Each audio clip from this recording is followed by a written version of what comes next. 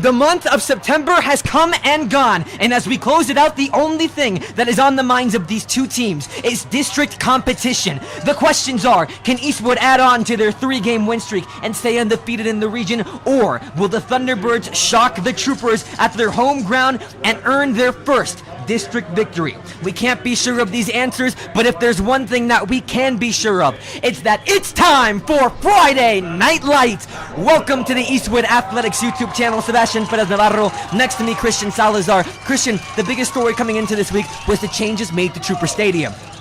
You know, Sebastian, after a game against Pebble Hills, you know, there was some complaints. So the Trooper band now is on the Eastwood side where the press box is.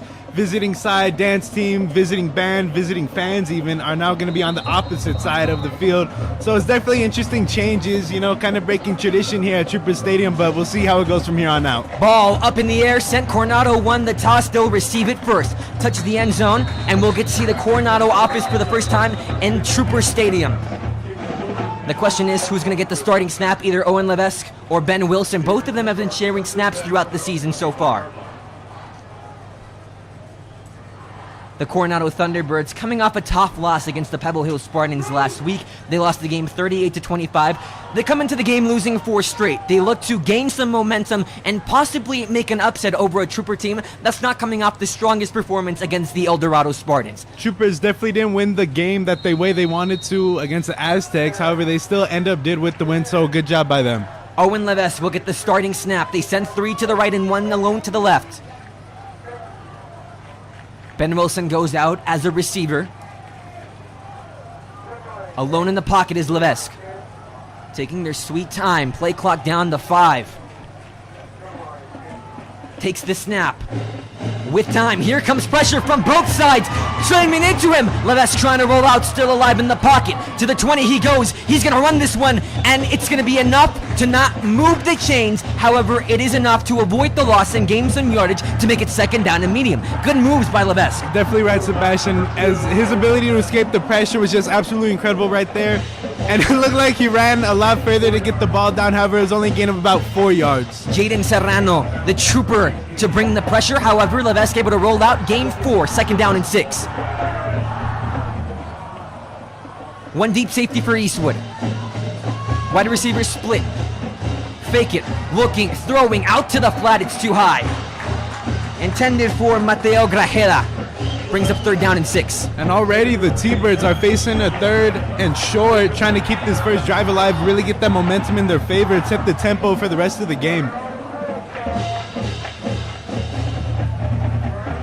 3rd down and medium. Could really be a trendsetter for both of these teams depending what happens on this play. 3 to the right, 1 to the left. Takes the snap with certain time. Now looking, throwing, quickly completes it. To the outside of the field, connect with Kaysen Golding, enough to move the chains for the Coronado first down.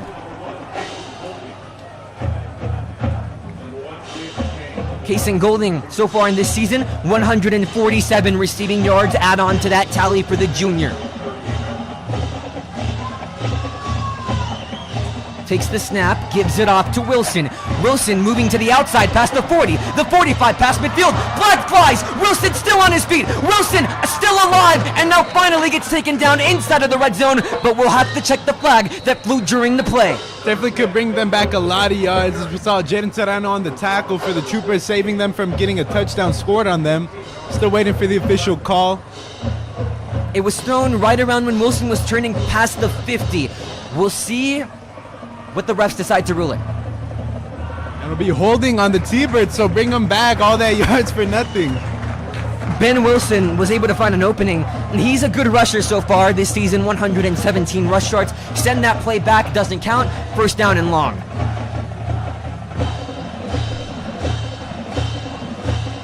The Thunderbirds will be moved back to the 39-yard line.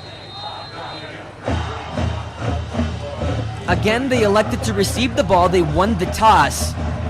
See if their decision works out for them.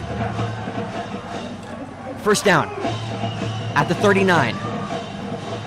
Takes it, gives it up the gut to the 40, the 45, the 50, enough for the first down. Thomas Murray able to move the chains for the Coronado Thunderbirds. We saw Jaden Serrano and Isaac Alvidrez with the tackle for the play. Christian, the clock just hit 11:11. Make a wish. I don't have any particular wishes at this moment. My only wish were for it to stop at least there so the joke could land while it was in the appropriate time. First down and 10. Coronado now in Trooper territory, exactly marked at the 48-yard line. Under 11 minutes to play in this first down. A nice sustained drive from the Thunderbirds. They do not seem rattled in Trooper Stadium so far. Takes the snap, looking, throwing, screen pass, completes it to the 50, moving closer to the 35-yard line. However, before reaching the 45, a stopped Blake Randag. Gains a little bit of yardage, however, not as much as he would like.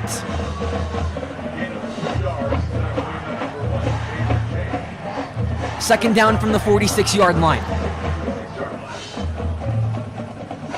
One deep safety for Eastwood. Movement at the line. Flags fly, looking, throwing Leves. Could this be a free play? Connects deep downfield. Gonna go all the way. Close to the end zone, just not quite. Taken down by Jaden James. And the pass that was intended for Casey Golding, it appears, has trouble getting up, able to get back on his own 2 feet. See if the play is taken back. Definitely going to be offsides. T-Birds decline as we do get a touchdown now. It is. It looked as though he was stopped short. The referees ruled touchdown in the favor of the pride of the West Side. Coronado takes the lead 6-0 early on in the first quarter. And already with 2 minutes, T-Birds not afraid to show confidence early on in this game, really trying to set the tempo, showing that they want to control the game and they want to control the pace. We'll see how the Troopers respond on their upcoming drive. Levesque had the free play. He did what he needed to do. Completes it for the touchdown pass to Casey Golden, and now the exact same quarterback is going to stay on the field to take the extra point. And they fake it. Fakes it, however, looking. Here comes the Trooper defense. Just heaves it into the end zone. Is it enough for his tight end? No. Pass overthrown, intended for Mateo Grajeda. 2-point conversion, no good. You're watching the Eastwood Performance Athletics Network, and guess what? You can see our faces now. Sebastian Perez Navarro alongside Christian Salazar. Thank you so much for joining us. Christian, a very good sustained drive by the Thunderbirds. You're right, Sebastian. They really want to set the tempo. They got lucky, got the first touchdown, sorry. They got the lucky offsides call when the man jumped for the Troopers, and were able to really capitalize off of it and really set the score for the game.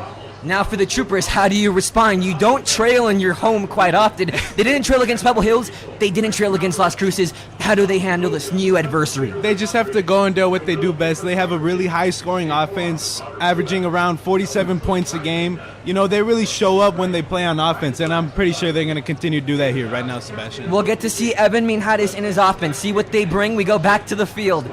10 minutes and 9 seconds. Now, Christian, Owen Levesque threw a touchdown pass. He attempted a fake field goal that ended up in an unsuccessful 2-point conversion, and now he is off to kick it off, just a dual threat all around. Very interesting. But what did I tell you before, Sebastian? I saw that he was a quarterback kicker. I said I want to see some trick plays by Coronado today, and just already right there within the first 2 minutes, that already happened. They are surely bringing it. We'll see Evan Minhares in his offense. 6-0. You're watching the Eastwood Athletics YouTube channel, brought to you by KEHS Film and Broadcast and the Eastwood Performance Athletics Network. If you can't stay for the rest of the game, no worries, because KEHS social media has you covered. Check live updates presented by President James Wilson and reporter Deja Churchill, both on Instagram and X. Definitely weird calling Twitter X now, but here we are. 6-0 the score. Evan Minhares with Max Mancia in as running back. Fabian Penalosa out left. They send 2 to the right.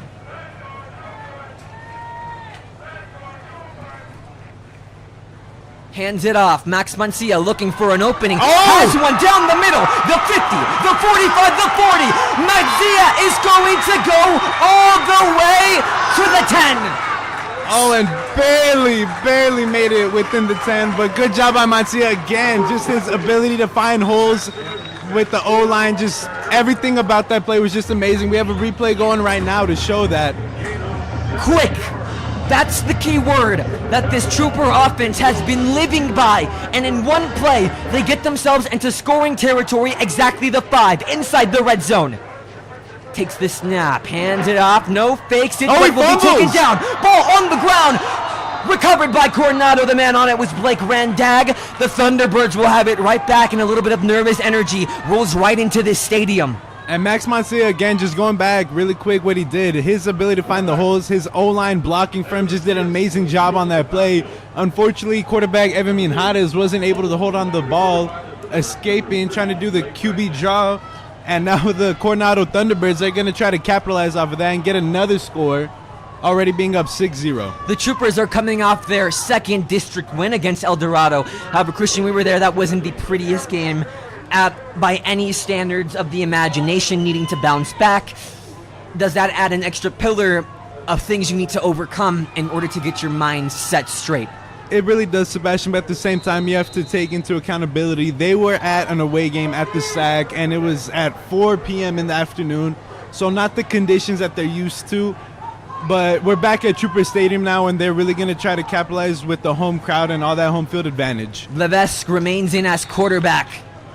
They'll give it up the gut. They gain the minimum yardage. Second down and long. Under 10 minutes to play. Coronado already with a touchdown and a turnover.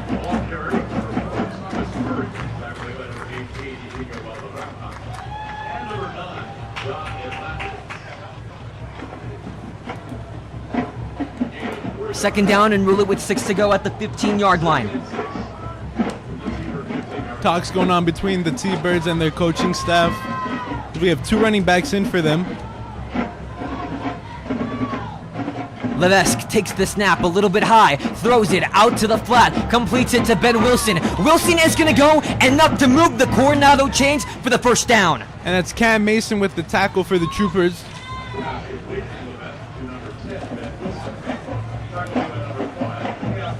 Cam Mason, he's been flip-flopping between numbers depending on the jersey that they play. If you see the Eastwood Troopers in white and yellow, number 0. But in the navy, number 5.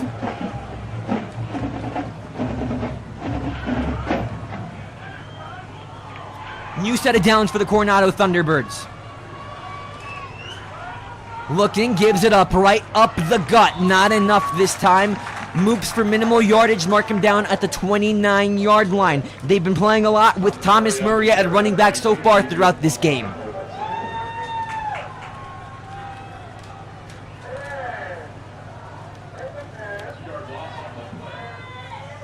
Second down with 8 to go. T-Birds going no huddle. Not necessarily playing fast, but they definitely do want to keep the clock high. High snap. Lightning in the background, looking, throwing Jaden James. A little bit of a physical action right there. No flags flown. Make it 3rd down and 8 for Coronado. Does Eastwood prep for a run, or do they prep for a long pass here on 3rd down and long, Christian? Not necessarily a long pass, but really look out for the sidelines. We saw last 3rd down conversion that the T-Birds got. They were able to get on the sideline. He kept his feet in, did a good job, so the Troopers definitely going to have to look out for that. They have a dual threat man in Ben Wilson. Has experience on the pass, on the rush, and as receiving. Takes the snap. Here comes pressure on both sides. Levesque stepping up, taken down. The monsters from McRae come up tremendously and force fourth down for the Coronado Thunderbirds. That's Jonathan Hernandez with the sack. 4th down and 12. The Thunderbirds will punt. The Troopers will have another attempt back at it. Definitely what the Troopers needed to do after fumbling. Hopefully they could get a score somewhat in the next drive. Again, you got to watch out for the fake punts with this guy, Sebastian. Quarterback who's also a punter and kicker. Who knows what could happen. Ooh, movement at the line from Cam Mason. They're going to fake it. Will it possibly be a free play? Open man, deep downfield. Still on his feet. Past the 25 to the 20. Still alive. Going to go all the way for now. Now they mark him down. The pass completed to Norman Montion. And again, 2 offsides penalties that are costing the Troopers deeply right now. That is not a good look. You don't want to lose the penalty game. That infuriates coaches the most, Christian. I'm sure it definitely does, especially after giving up that many yards. And now T-Birds are practically in red zone territory.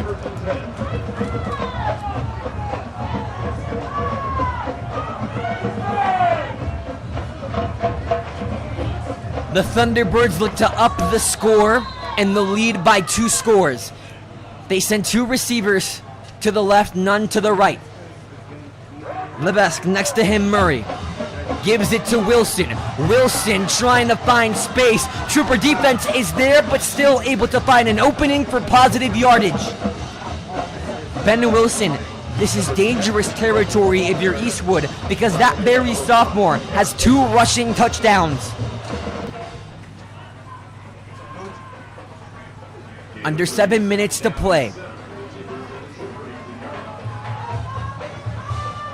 2 to the right, 1 to the left. Looking back at the sideline, seems to be some mishaps with the formation. They'll move Thomas Murray to the right. Still next to Levesque. Fakes it, Levesque takes it himself. Nowhere to go, gonna be stopped for the 3rd down. Isaiah Ceres with the wrap-up and the tackle for the Troopers. 3rd and 7 already for the T-Birds. This play more than impactful for this Trooper defense, Christian. You're right, Sebastian. Desperately need to get a stop right now if they want to keep their momentum and their spirits high. 3rd down with 7 to go. Ball at the 18-yard line. Under 6 minutes to play in the first quarter. A lot of communication going on between Coronado and their coaches. Seems to be some mishaps happening, trying to figure out formations. Currently, right now, Mateo Grajada is in.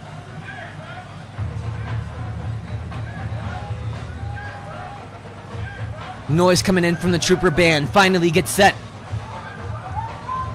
They keep 2 on the left. Takes the snap. With time, now pressure comes right, smothered in his face, completes it to Randag. Randag slips 1 tackle, but not enough to slip another one. Very close to the first down, mark him 1 yard short. Now, Levesque looking for roughing the passer call on that, maybe having talks with the officials. Still able to get off that ball, Christian. Both he and Ben Wilson have been very elusive this season, and so far, the Trooper defense hasn't been able to stop that. And the kick team will come out for the Thunderbirds. However, we wonder if there's going to be another fake. Owen Levesque can't seem to take a break. Wonder when that guy is going to get a sip of water. 4th down and 1.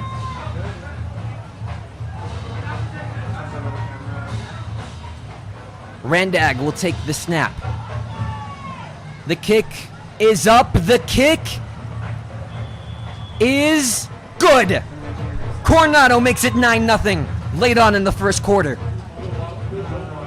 You're watching the Eastwood Athletics YouTube channel, brought to you by the Eastwood Performance Athletics Network and KEHS Film and Broadcast. Sebastian Perez Navarro alongside Christian Salazar. Hope you're enjoying tonight's actions, Christian, as we near the... What happened to them? I don't think the Troopers are really going to slow it down too much. They're not a team to necessarily do that. They like to really drive down, get a touchdown as fast as they can. So we'll see what they do here.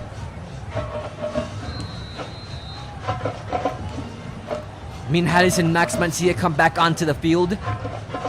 Same formation as the start of last drive. The same play too. Mancia finds an avenue, won't go for as much as early on in the first quarter. However, will make it 2nd down and very short.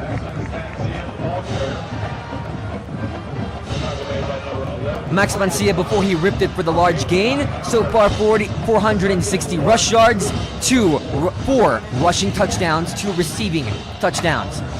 Minhares takes it, flag flies immediately, will check the call, gets it to the 40 if not passed.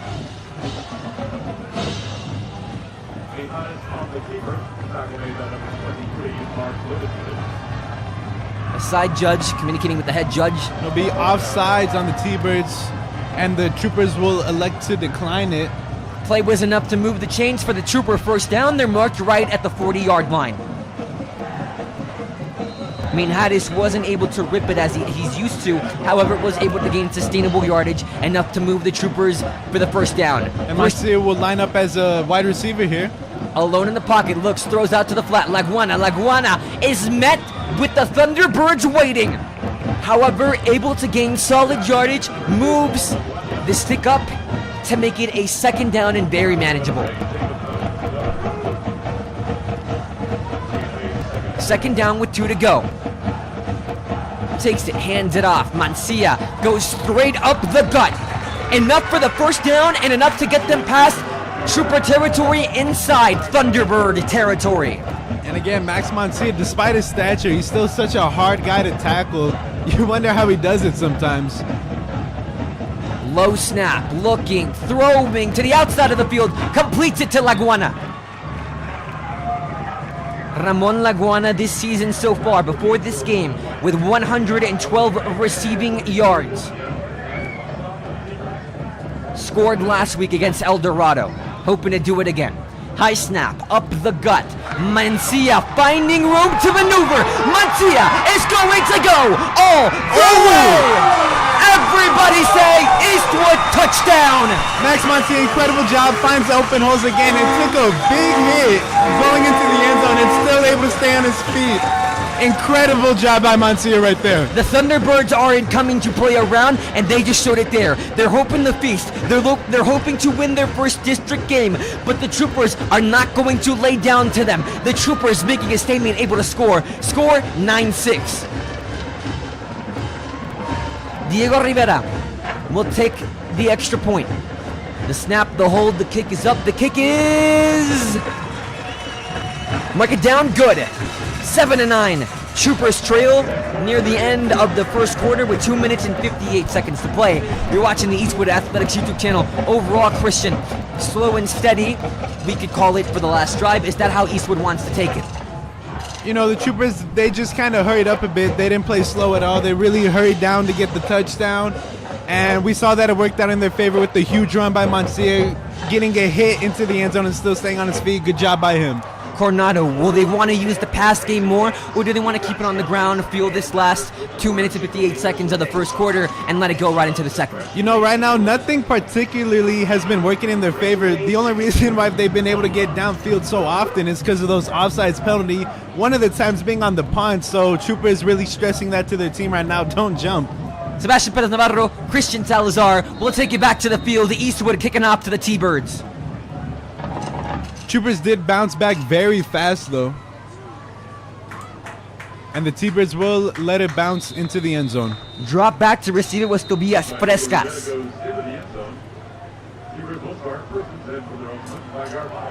T-Birds will start at the 25-yard line. Again, they're coming off some very shaky losses. Their first two losses, were losses to Canutillo and Franklin respectively, but overall combined, they lost those two games by only 3 points, losing the West Side Bowl to Franklin 13-14 and losing to Canutillo 21-19. Their only win of the season came against Chapin, where they beat the Huskies 17-13, hoping to make tonight their second win so far this season, and it would matter much, deeming that they're 0-3 against district opponents, and they currently are ranked 7th, tied for dead last. Up the gut, gains solid yardage, moves it to the 28-yard line. Thomas Murray.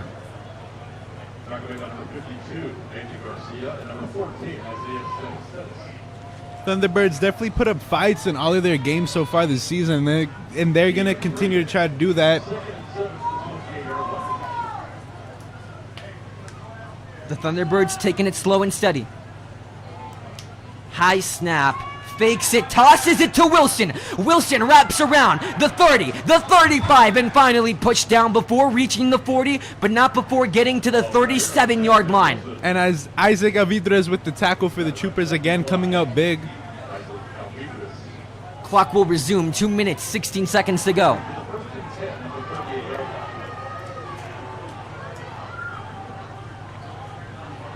Mark him down right at the 38. One deep safety for Eastwood. They send three to the right. One alone to the left. That's Golding. Looking back at the ref. Leves trying to figure out with his coaching staff what to do at the line. Hands it off to Murray. Up the middle, taken down. Big wrap.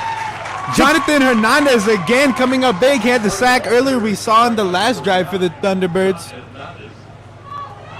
Jonathan Hernandez, so far this season, 22 total tackles before this game, 3 total sacks. He's averaging 5.5 tackles per game and 4 total tackles for loss.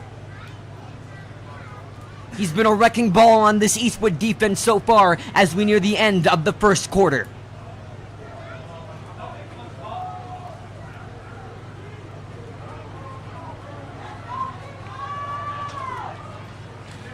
hands it off to Murray. Murray past the 40, spinning and still alive to the 45-yard line. And there's Isaac Alvidrez again with the tackle, making it 3rd and 5. 37 total tackles for Isaac Alvidrez, averaging 9.3 per game. 2 of his total tackles coming tackles for loss. Clock winding down, just under 40 seconds left to play. 3rd down and short. Levesque takes it with time, fakes it, crumbling, dancing around, looking for avenues, steps up a man, misses a tackle, and sliding down. It's enough to move the chains for the Coronado 1st down. Moving inside Eastwood territory, Owen Levesque has looked very comfortable so far throughout this game. He has Sebastian Trooper D-line. They've been doing a good job of getting pressure onto him. However, he's just not letting that bother him. He's clearly unfazed by it.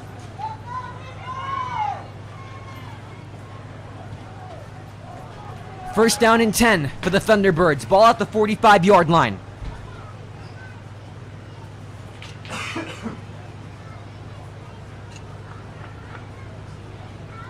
And the T-Birds will let the clock run it down. Having a chat with Michael Pry. Claims to the end of the 1st quarter. What seemed very long for Trooper fans and for Thunderbird fans, very steady so far the end of the 1st quarter. You're watching the Eastwood Athletics YouTube channel, brought to you by KEHS Film and Broadcast and the Eastwood Performance Athletics Network. If you can't stay with us throughout the entire game, no worries, because the KEHS social media accounts have you covered. Head to Instagram and X to check out live updates. But so far, Christian, summary and opinions around the 1st quarter and what you saw from both teams.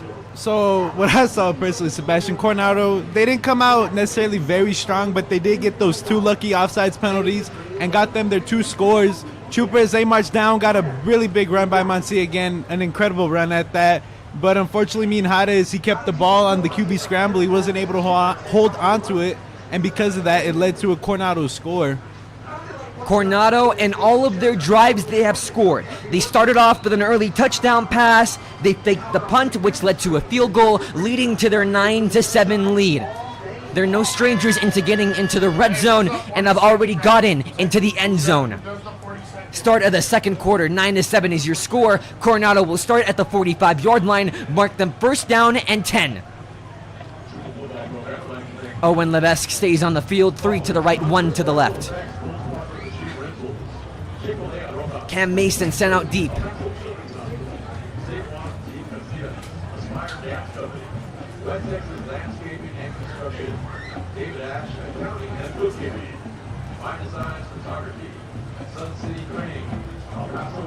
Let's see how the Thunderbirds elect to start. All we're waiting for is the official signal.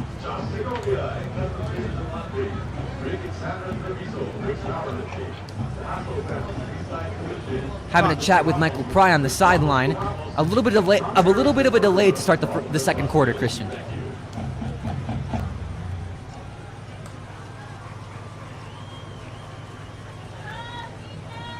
Head official speaks with Michael Pry. Coach of the Thunderbirds will resume. The official start of the 2nd quarter is now. Takes the snap. Levesque goes deep. Looking, throwing, heaving deep downfield. Incomplete. Threw it to the outside of the field. The pass intended for Mason Slaughter could not complete it. Looked a little bit underthrown on the release, Christian. It was a bit out of bounds too, but that was Nate Mendez with the good coverage on that.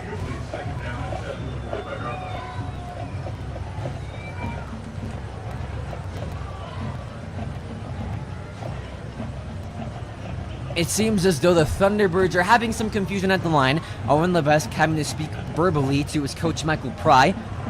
Finally get to the line. 10 seconds to go on the game clock. Winds down to 8. Man in motion, it's Wilson. They throw it out. Wilson to the 40. Wilson, can he do it again? Wilson is down inside the red zone and takes a big hit from Cam Mason. And again, we saw those little out routes from the Thunderbirds. And again, the Troopers, they just can't stop it at all. And now they're in red zone territory looking for their 3rd score on their 3rd drive. Ben Wilson has been good here. 4 receiving touchdowns, 2 rushing touchdowns. Has yet to take a snap as a quarterback, however. The sophomore class of 26 looking to represent.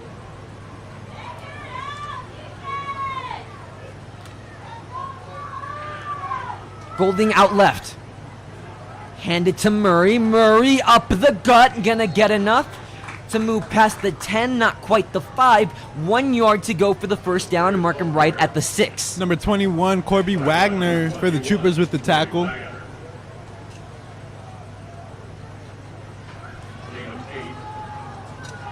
Second down with 2 to go. 1 receiver on each side. Troopers don't want anyone bouncing to the line. Again, Levesque having a word with the sideline. High snap.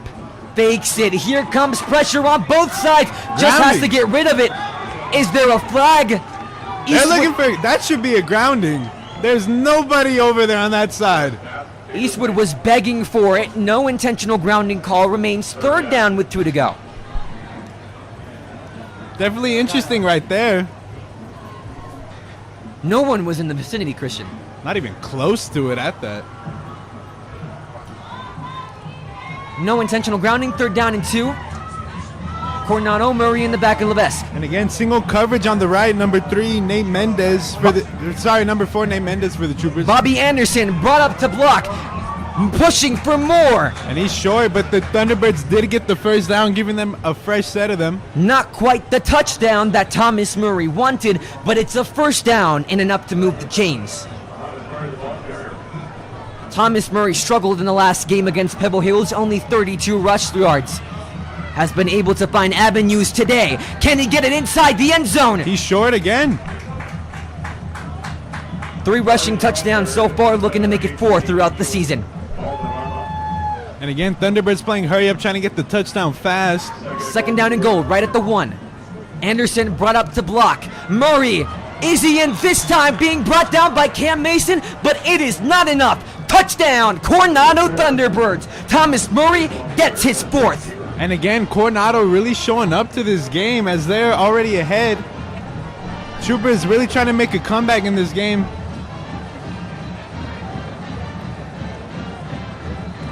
Christian, if records weren't brought up, you could not tell that Coronado is a team that has lost 3 weeks consecutively. You really can't, Sebastian. And again, the Troopers, they just need to work on those offsides. The kick for the Thunderbirds is through. They lead 16-7 is your score on the Eastwood Athletics YouTube channel. Once again, the Thunderbirds at the start of a quarter, they're able to score and get into the end zone. Sebastian Perez Navarro alongside Christian Salazar. The Thunderbirds are having 0 to no difficulty moving the ball. You're right, Sebastian. Again, just costly mistakes by the Troopers. We saw the 2 offsides that just led to the scores. And the Troopers, especially at their home stadium, they're not used to being down by this much at all. The Thunderbirds are currently at the start of a new era, as head coach Michael Pry is entering only his 2nd year behind the wheel, with the continued hope to help evolve the program grow. And currently, last year, points per game for the Coronado Thunderbirds, they increased from only 6.3 to 27.4. A very good start for the Thunderbirds. That's an improvement margin of 21.1. However, if you're the Thunderbirds, you're a struggling program that hasn't had any pros for years. Is this the time? Is this the year where you want to see that ball and that wheel start rolling and improvements to start being made noteworthy? They're really going to try to push through, get some really good plays, Sebastian. They're going to continue. Unfortunately, right now it's not working in this season, as we saw that they have a 1-4 record, but they're really going to try to bounce back throughout the rest of the season and in future seasons to come. Last year, Coach Pry was able to improve the Thunderbirds by a 2-game win margin. For reference, they only won 1 game in the 2021-2022 season. They won 3 last year.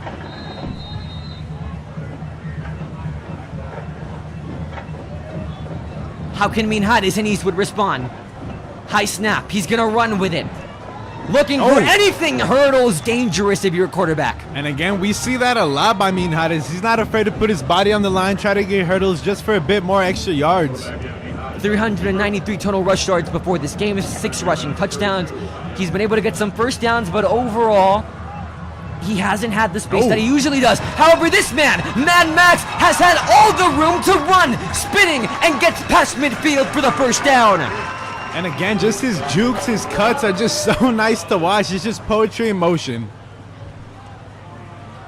Move them chains. First down and 10 for the Eastwood Troopers at the 49-yard line. They go hurry up. Hand off to Max Mancia. Puts his back into it, quite literally pushed forward with it. He'll get past the 45 to the 44-yard line. Under 10 minutes to play. Troopers trail by 9. A weird sight to see at their home ground, trailing to a team. Minhares, with all the time in the world, sends it deep downfield! Incomplete, but flag flies. The man on the coverage for the Coronado Thunderbirds was Jacob Valenzuela.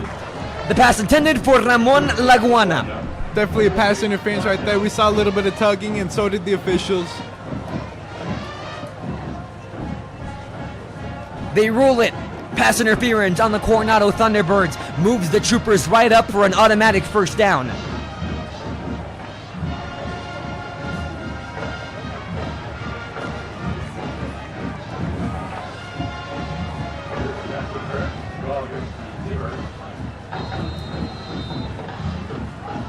One to the right, two to the left. Hand it off. Max Mancia looking for blockers. Does not break it for what he's been used to so far. However, gets it to the 25-yard line. Second down and 6. Ramon Laguana, Fabian Penalosa, and Rudy Garcia in as receivers. Out to block, Alex Sanchez. Hand it off, gain of 1.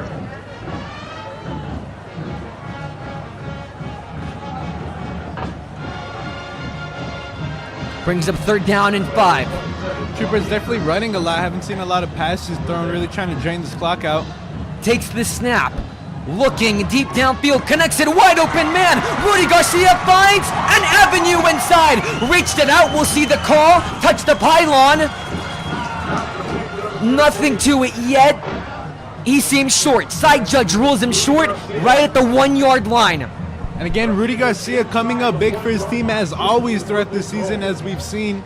Just a clean cut, created separation, as we have a replay going right now to show that. Minhares takes it, looking up the middle. Mad Max is going to be inside of the end zone. However, a flag flies right as that ball was snapped. We'll check the call and see if the Eastwood touchdown still stands. Yes, it will. Yes, it will. Touchdown, Eastwood Troopers. They climb the penalty and able to get back in it and cut the lead to 3. And again, Troopers really coming out, really trying to score fast, get that momentum and that tempo on their side. But you do have to wonder if the defense is going to get tired a lot. You know, they're not getting the rest that most teams need. The offense is really coming out, highly producing, going fast. You wonder how big of an effect that's going to play on the defense for the Troopers. Diego Rivera's kick is up. It is good. 2 for 2 on extra points so far. 16-14 your score. You're watching the Eastwood Athletics YouTube channel. Eastwood finally able to respond. Sebastian Perez Navarro alongside Christian Salazar. Again, if you can't join us for the rest of the broadcast, you can check out KEHS social media so far. However, Christian, so far a very competitive game in Coronado. Even though they let out on the last drive, they're still bringing that energy that they need in order to find their first district win. You're definitely right, Sebastian. They're showing up. They're really proving why they can compete with these schools at the top, especially Eastwood, number 1 ranked in El Paso. Really showing out, really putting up a fight. Eastwood has had 3 consecutive wins against the Thunderbirds. They have not lost to the school since 2017. However, especially with the result that they had last week, is there any possibility that this could be a trap game for Eastwood so far as we go to the second half of the second quarter? You know, Troopers definitely had struggles that last game against El Dorado, and right now, starting off, they already had some costly penalties as the Thunderbirds will return it. They lead by 2. Not able to get to the 20-yard line on the kick return attempt. Tobias Prescas sets up the Thunderbirds right at the 18-yard line. First down and 10. But going back to what you said really quick, Sebastian, Troopers definitely did have some struggles in that game against the Aztecs. They still were able to come out on top, but not in the manner that they wanted to. And right now, they are showing a bit of struggles against Coronado. But however, it's still the second quarter. It's still plenty of time to play in this quarter, and you still do have the second half to improve on those mistakes. The Thunderbirds will take the field once again. 2 very different offenses, Christian. Eastwood has been taking it at a very quick pace. The Thunderbirds have not been scared to let that clock drain.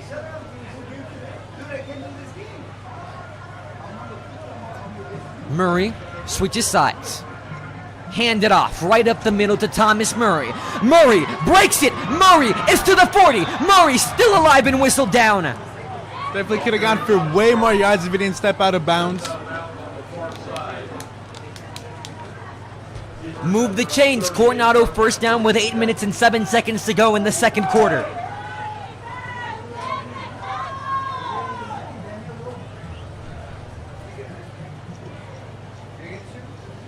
Again, having some verbal communication with Coach Michael Pry.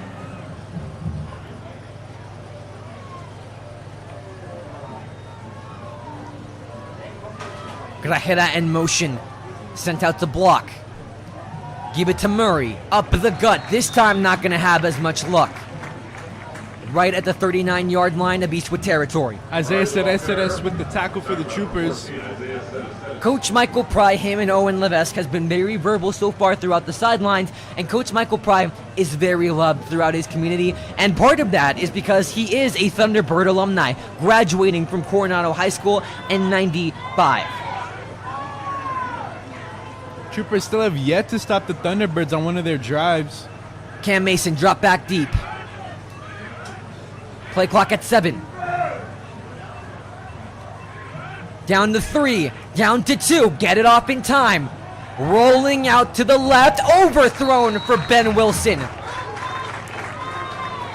Third down and long, Christian. Where do you look to, or who do you look to from your numerous dual threat quarterbacks and wide receivers? You know, who knows what the Thunderbirds can do right now? I'm kind of expecting a pass from Kason Golding right now. We'll see if they elect to go with that. Mark him right at the 39-yard line. Christian, we'll see if you've got that Tony Romo wisdom. Takes this snap. Levesque looking, throwing right to the outside of the field. Incomplete, brings up fourth down, and for the first time, at least it what seems, will wait for a punt attempt. The Coronado Thunderbirds may leave the field without points. You know, and Coach Lopez definitely stressing to his team right now, stay calm, do not jump. They don't want the same mistakes to happen again. As we have Isaiah Zamora as the returner for the Troopers. Quarterback slash punter Owen Levesque stays on the field. He's averaging 46.5 punt yards per attempt.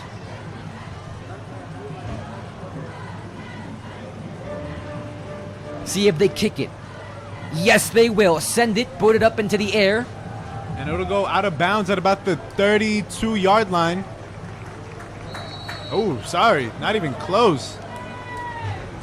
Trooper defense able to hold off the Coronado Thunderbirds for the first time in this entire game, and will get the ball right back. Christian, do you need to take advantage of this drive? You definitely do, Sebastian. You want to get the score on your side. You want to be in control of the game, get that momentum, especially here at the home crowd, where if you get that momentum, the stands, everybody's going to be excited. They're going to be cheering. They're going to make it hard for the Thunderbirds to come back. It'll be in Trooper territory, however, very close to creeping up to Coronado. Marked right at the 42-yard line. Minhares hand it off to Jaden Martinez. His first touch of the game, and he fumbles the ball. Rudy Garcia got back on it. It seems it's him as well as Mariano Fernandez. Coronado got it. Coronado gets it back. And again, another fumble. Just costly penalties for the Troopers just keep on adding up. Rudy Garcia was the first man to jump onto that ball. However, Mariano Fernandez came away with it, and the Thunderbirds just come off a drive where they don't get points for the first time in this entire game, and now get the ball right back as a silent hush falls around everyone in Trooper Stadium. 16-14 your score, under 7 minutes to play in the second quarter. Coronado gets the ball right back. Another turnover by the Eastwood Troopers, a second fumble so far.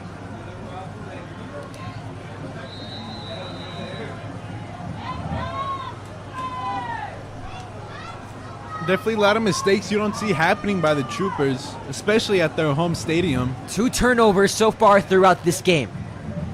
Hands it up to Murray, makes a move, but won't gain anything. Second down and 10. Alvidrez with the tackle again, coming up big. They're already in Eastwood territory. They're not afraid to kick a field goal. However, this is simply not too close. Maybe just a bit out of range. Again, Trooper Stadium seems to be quieted. Eastwood not very used to this feeling. Down 16-14. Looking, throws it. Wilson on the screen pass to the 50. Wilson has been the go-to man for elusiveness, and so far proves why. Not able to move the chains, but gets close enough to the 40, mark him right at the 42-yard line. Makes it third down and manageable.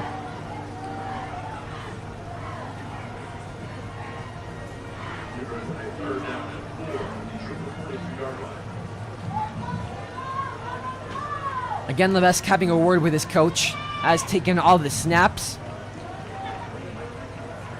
tonight for the Coronado Thunderbirds. Throughout this season, there's been a trend of him and Ben Wilson sharing the snaps collectively. Ben Wilson, 178 pass yards, 1 passing touchdown so far this season. And still talks going on between Coronado, and I think they're going to call it timeout as play clock is running down. Down at 3, down at 2 and 1, having to call a timeout. Christian, the Coronado offense has been playing with ease. However, is it a good idea to be verbally chatting with your sideline when you're right at the line? You know, I think they have that ability to use that timeout in their favor. They're already up by 2. They have the ball already in Trooper territory. They're going to continue, go down, try to score again. If not a touchdown, then definitely a field goal. But again, you do have to watch out for those fakes, though, as their kicker is their quarterback as well. If you're the Thunderbirds, you got 5 minutes and 30 seconds on the clock. Do you look to drain it?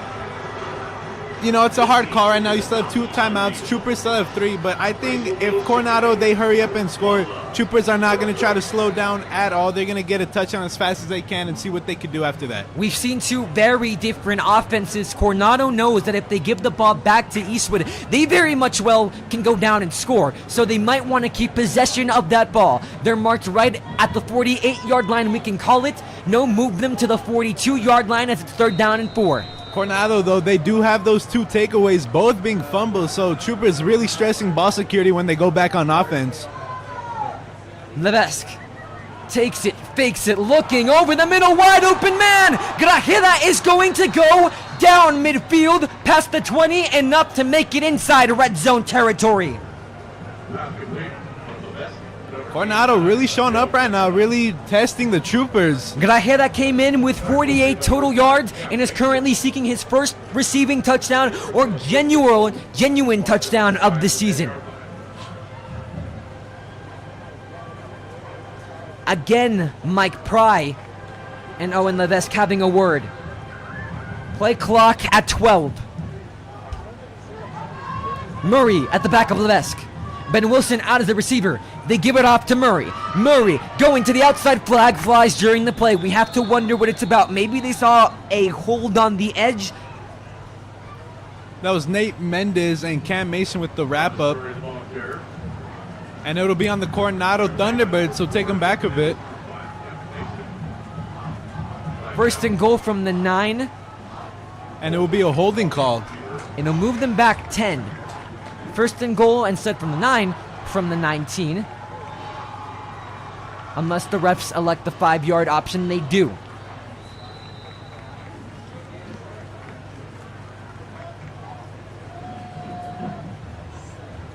Move them to the 16-yard line. First down and goal. 2 on both sides.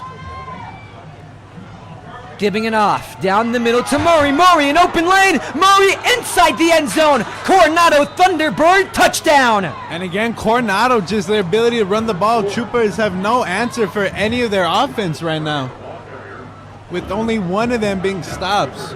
22-14, Owen Levesque will look to stay perfect on field goal attempts so far.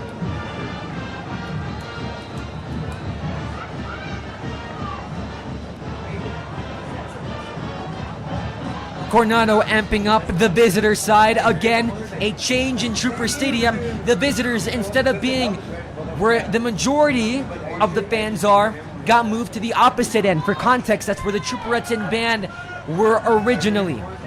Now, on the home side where the press box stands, Levesque for 2, completes it and connects.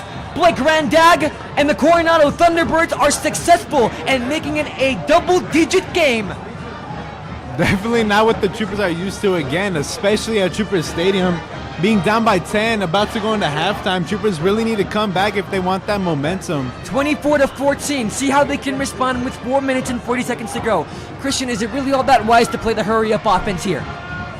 You know, definitely not. The Troopers, they haven't been able to get stops easily on defense, and they really need to give them that appropriate rest that their defense needs. But so far, we're seeing the Troopers, they can't get anything going really on defense, and they're having trouble on offense with ball security. Do you want to make sure you keep that ball so far as we near the end of the first half in general? You definitely want to keep it as much as you can, especially considering the fact that Coronado, they still have 2 timeouts to use in their favor, whether they elect to use that as defense if they want to try to get the Troopers to punt, or if they get the ball back and use them in that way. The Thunderbirds are a team on a mission. No district wins on a 3-game loss streak. However, they haven't been playing like it. Jaden James back as a returner for the Troopers. They look to come back in district standings. Boot it right to the outside of the end zone. Touchback, Haddis and his offense will have it at the 25-yard line. See if we see any changes on this Eastwood offense, or if they continue to hurry up. They're down by 10, 24-14. You're watching the Eastwood Athletics YouTube channel, brought to you by KEHS Film and Broadcast and the Eastwood Performance Athletics Network. And definitely stressing ball security right now, as I'm sure that's what the coaches are telling their players. Max Mancia has really been the shining light so far for Eastwood throughout the game. He really has. Sebastian coming up big. We saw his big run on their first drive. Unfortunately, it ended with the turnover. However, we saw his touchdown, and he just did absolutely incredible on that play.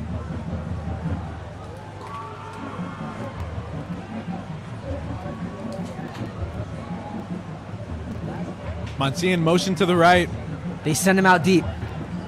Haddis looking, throwing deep down the middle. Alex Sanchez's direction. Sanchez is going to go all the way down. Everybody say Eastwood touchdown. And already Troopers came out strong after giving up the touchdown and the 2-point conversion. It came out big. Alex Sanchez got the appropriate separation that he needed and continued to march down for Trooper touchdowns. We have a replay going right now to show that. Alex Sanchez just able to find the open avenue and able to work his way around, mark it his 4th receiving touchdown of the season. He had 2 last week against El Dorado. He looks to keep his streak of consecutive receiving touchdowns alive. But again, that defense, they're not really getting that rest that they need, so we wonder how big of a factor that's going to play throughout the rest of this drive. Diego Rivera's kick is up. The kick is good. He has been perfect. 3 for 3 so far. Can we play the man's music? Diego Rivera, Diego Rivera, Diego Rivera. 21-24 the score. You're watching the Eastwood Athletics YouTube channel. Christian, the Trooper scored. However, just like Cowboys fans feel when Aaron Rodgers usually takes the field, is there too much time left on that clock? I'm sorry, that was funny. I think there definitely is. Coronado, again, they've been doing amazing on offense. They still have those 2 timeouts. Troopers still have 3 timeouts, not using a single one, but we really wonder how fast and how strong the Coronado is going to play on this drive here. Coronado has been dual threat on both the run and the passing aspects. They look to keep it up.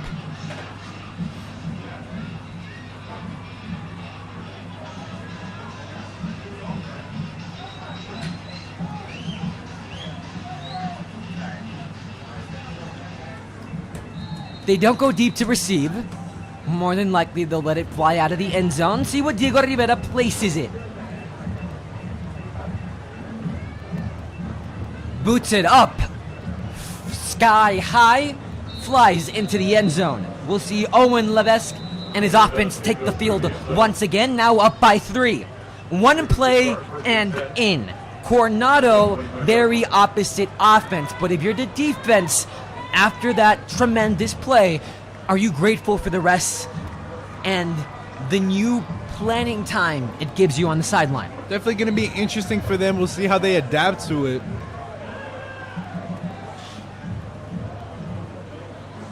Thomas Murray in at running back. Ben Wilson gets sent as a receiver.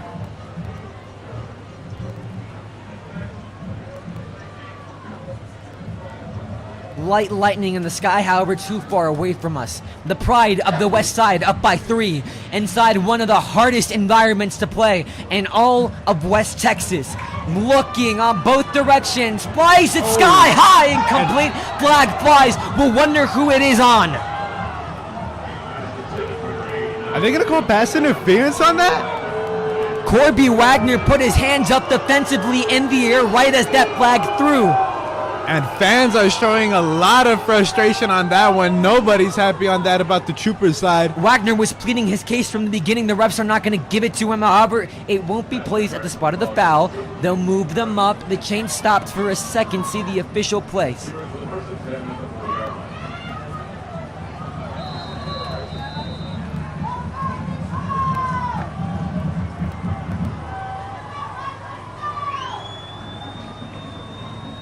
Takes the snap, hands it up. Murray, room to run, makes a spin, enough to move the chains past the 50 inside Trooper territory. And again, it's these inbounds play, Christian, because that clock keeps rolling.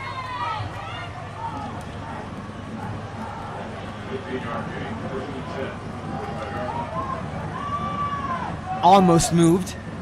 Definitely try to get him to jump, get a free play, throw it as deep as they can. Troopers learned from their previous 2 mistakes not to jump anymore. The Thunderbirds not scared of depleting that clock. Hand it off to Thomas Murray. Right at the gut, moves past the 40 to the 39-yard line. And just under 4 minutes left to play in this first half. Make it second down and manageable. They need 4 more.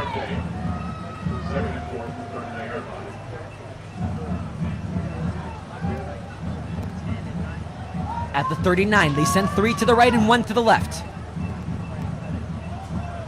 Hands it up to Thomas Murray. Murray tripped up on his way. And just going to be short of the first down, make it 3rd and 1. Eugenio Bandanama on the play. 23 total tackles this season, averaging 5.5 per game. 1 total tackle for loss. See if the Eastwood defense can cause a loss for Coronado on this 3rd and 2 with under 4 minutes to play, winding down to 3.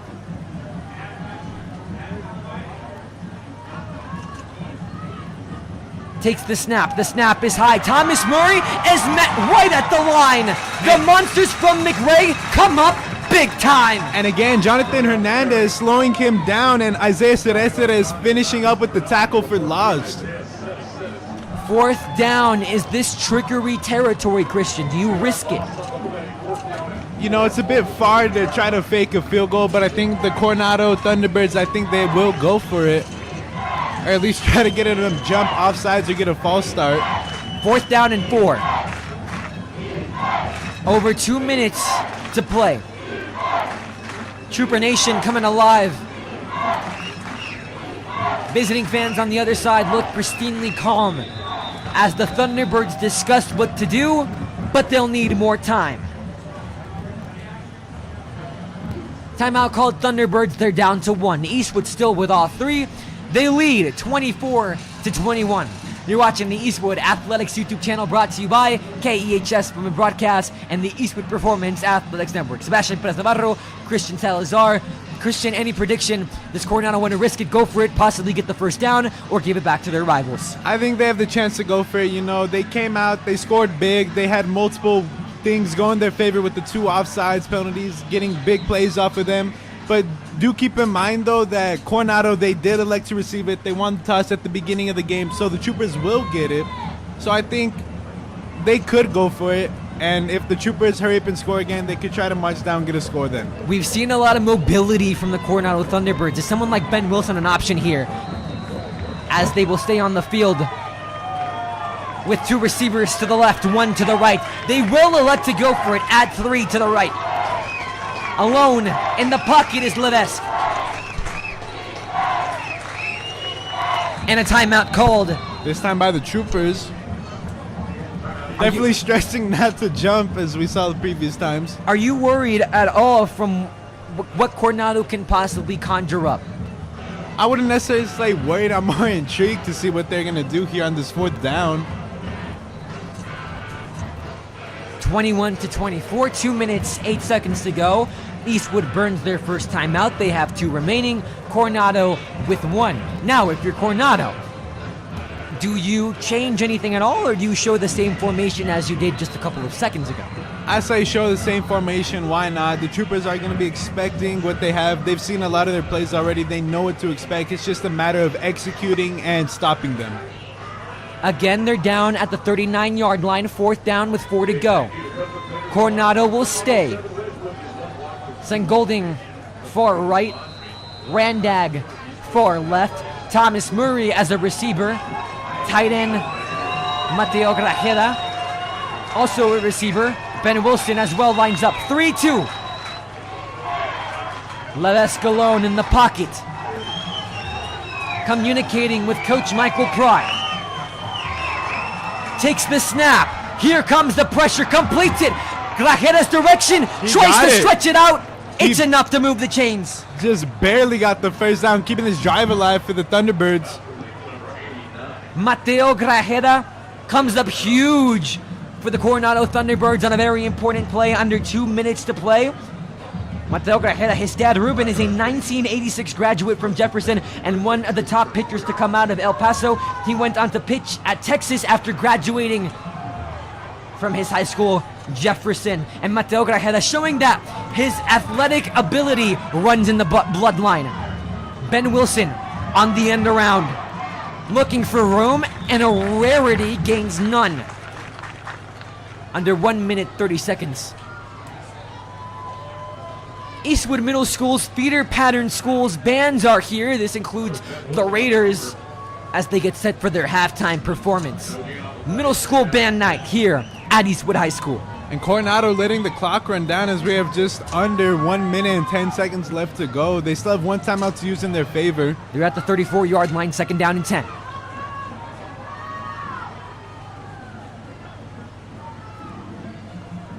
Takes the snap. Here comes pressure. However, gets rid of it, but falls incomplete, intended for Ben Wilson. However, way too short. That Trooper defense bringing that pressure that was necessary. Definitely did a good job of pushing through the O-line, get that pressure, not letting the pass get off as number 10 for Coronado. Ben Wilson was open on that. It could have been an easy gain of yards. 3rd down and 10, under a minute to go. Christian, is this field goal territory for the Thunderbirds? I think it might be a little too far if they push up to where the first down marker is, call a timeout, maybe try to kick a field goal before going into halftime, or do another trick play. I'm sure they're not afraid to do that right now. 3 to the right, 1 to the left. Levesque dropping back, rolling, dancing around, still alive, and now finally taken out of bounds. 4th down with 45 seconds to go. That's Jaden Serrano with the push out of bounds, stopping the clock for Coronado though. They lose yardage. Instead of being at the 34-yard line, they're backed up all the way to the 37.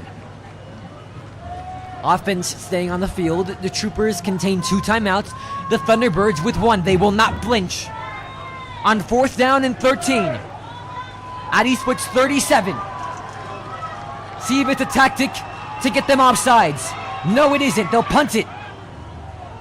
They say quarterbacks sometimes throw an arm punt, but when you have a quarterback that can literally punt it, you say, why not? And the Thunderbirds succeed in their punt as they pin the Troopers back deep. Inside the 5, mark him down right at the 4. 37 seconds to play. Do you air it out deep if your main hat is in his offense? You know, I would go for a couple run plays. They still have those 2 timeouts. And again, the rule that where you do get the first down in high school football, the clock will stop momentarily until the officials can place the ball where it lands. So they have those 2 in their favors. I say just give it to Monsieur right now. Let him do a couple runs or pass it to the sideline, and then you want to try to air it out. You still have 30 seconds left on the clock, and you are getting it at the start of the second half, so you definitely do want to capitalize off of this. Mancia has been an unstoppable force so far. However, Minhad is alone in the pocket. With time, looking, throwing, Garcia's direction! Completes it to the 50, going down past the 45, and finally taken down near the 40, and now they run on the field. Will they let the clock drain? No. We have a replay going right there, and Minhad's incredible job to throw that ball to Rudy Garcia in stride. Clock continues to drain. Under 24 seconds to play. Get the ball off before the chain's even set. Connects again. This time Fabian Penalosa's direction goes out of bounds. Stops the clock. 2 huge back-to-back plays for Eastwood Christian. And again, Trooper is so quickly into Coronado territory. And timeout taken by the Troopers, talking it over before they want to try to go into the end zone here. 24-21 the score. You're watching the Eastwood Athletics YouTube channel. Eastwood, Christian, we've talked about it. Eastwood scores at the blink of an eye, and in 2 plays, they get right where they need to. Do you want to continue heaving that ball up deep? You definitely do, Sebastian. There's only 14 seconds left on the clock. Troopers still do have 1 timeout, so if they decide to throw it over the middle, call a quick timeout, and then go to the end zone, that's just going to be perfect for them. But again, just going back to that beautiful pass by Minjarez. So far, the Thunderbirds defense has had trouble containing the Trooper offense. The reality of the situation is the offense just has had much more time with the ball in possession than the Trooper offense. However, in that key difference, this is the time you want to utilize your hurrying specialty. 21-24 your score. You're watching the Eastwood Athletics YouTube channel, brought to you by KEHS Film and Broadcast and the Eastwood Performance Athletics Network. They send 3 to the right, 2 to the left. Mancia as a receiver. Ramon Laguana out for right. Case and Golding, you gotta wonder how Coronado's athletes aren't tired. Most of them dual threat, playing on both sides. Minjarez takes the snap with time, looking, finding a wide open man. Knocks Mancia to the 10, still alive, goes inside. 5 seconds, the play clock stops. Troopers really trying to capitalize off this, get that touchdown before they go into halftime. Can they get it right on time? We'll see. And no, they're just going to elect to go for the field goal. They'll take it safe and they'll tie. First and goal, see if Diego Rivera can notch it through the uprights. No, we saw one trick play from the Thunderbirds. We'll see if we'll see another one here by the Troopers. Brandon Gomez to hold. 5 seconds left. The snap, the hold, the kick is up. The kick is right through at the buzzer.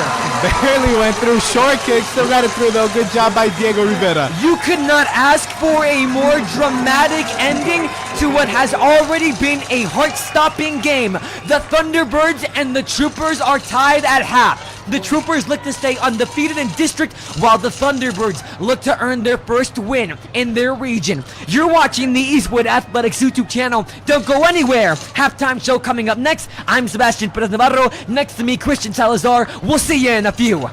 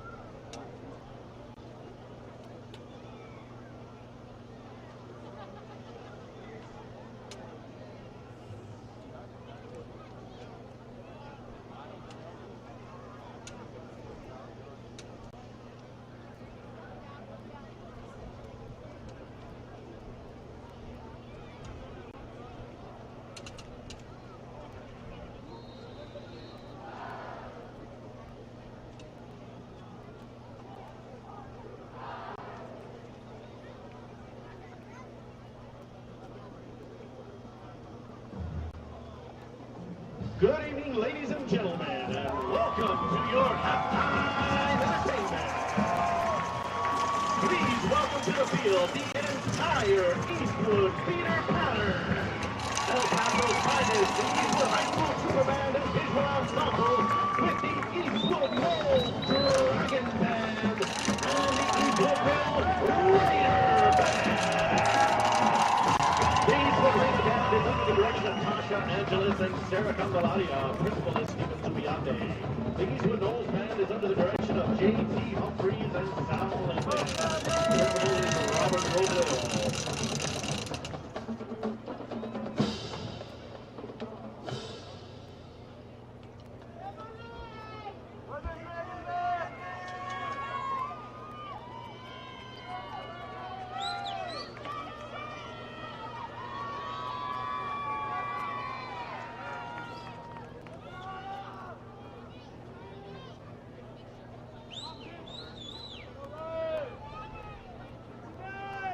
And now the Eastwood Bands will perform the 1980s classic, Ghostbusters!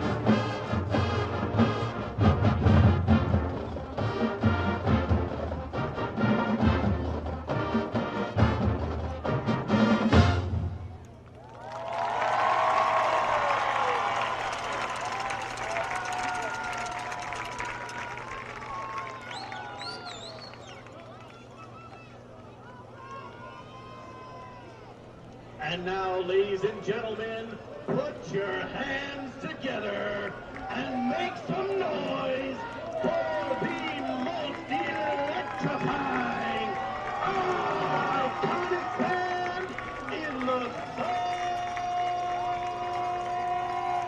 City! The Eastwood High School Trooper Band and Visual Ensemble! The band is under the direction of John A. Matthews II, Art Avila Jr., John K. Oman, and Cheryl Thompson. Staff includes Imalai Vega, Karime Olivares, Mia Castillo, Ashley Fanning, Edward Escobedo, Andy Vasquez, Brian Gonzalez, Nick Gonzalez, Vivian Perez, Sarah Vasquez, Patrick Brown, Jonathan Brown, Ricky Olivares, Christina Pavito, Derek Smith, Catherine Lundy, and Alyssa Mendoza. The band is led onto the field by drum majors Edgardo Malave, Joan Monquero, Alex Webb, and Carlos Bota. Color guard captains are Victoria Vitella, Victoria Gonzalez, and Ivana Morales. Section of the week, the saxophones. The marchers of the week are Ray Ramos and Matthew Buck. The guard members of the week are Somalia Yunus and Lauren Litton. And the leader of the week, Noah Hernandez. The Trooper Band is proud to present their 2023 production, When One Door Closes, featuring the music of the Eurythmics and original music by Rob Stein, with a flute solo by Bella Juarez, a sax quartet featuring Edgardo Malavi, Joan Monquero, Alex Webb, and Diego Macias, and a baritone and French horn duet featuring Caleb Roberts and Carlos Volta.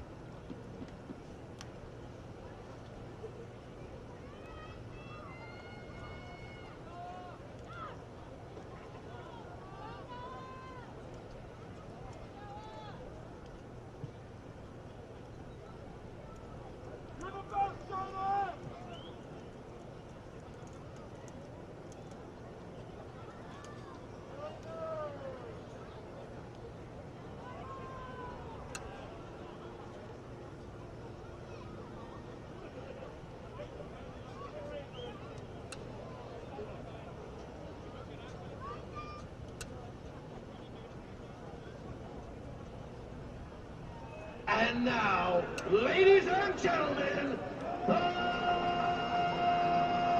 band!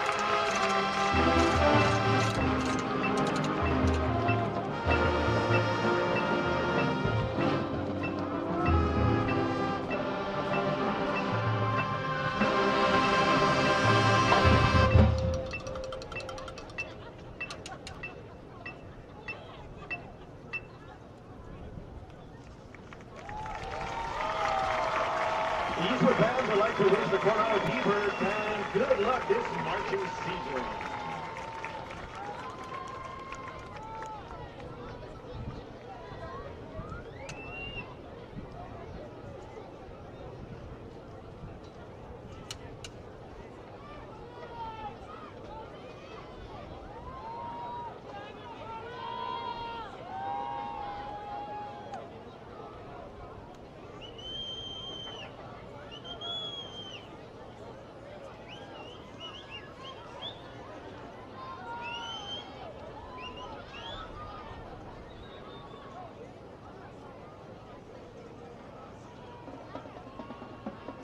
And now, ladies and gentlemen, Eastwood High School is proud to present the 2023-2024 Eastwood High School Thunderbirds. Captains are Genevieve Anguiano, Sarah Ceres, Angela Chavez, Maya Cubby, Jaden Delgado, Leah Herrera, Jocelyn Perez, Tabitha Oliva, Soleil Quinny, and Lala Tito. Social officers are Faith Arenas, Sienna Cervantes, Victoria McKinney, Frida Nunez, and Alyssa Rodriguez. The Trooperets are led onto the field by co-leader Addison McBain and leader Denise Chavez. The line of the week is Angela's line. The Trooperets of the week are Eileen Jaime, Paula Lopez, Stephanie Moreno, and Daisy Olsen. The Trooperettes are under the direction of Mrs. Ursula Casas. The Trooperettes will now perform to Don't Stop the Music.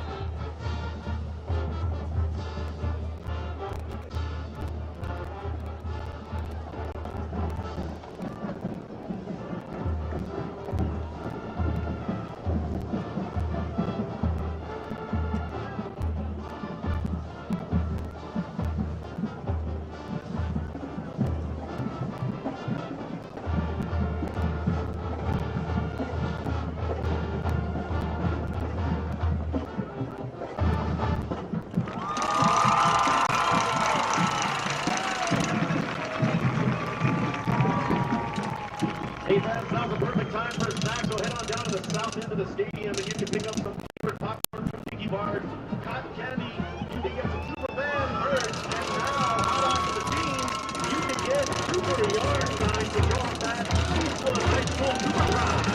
Head on down to the south end of the stadium and visit the fans.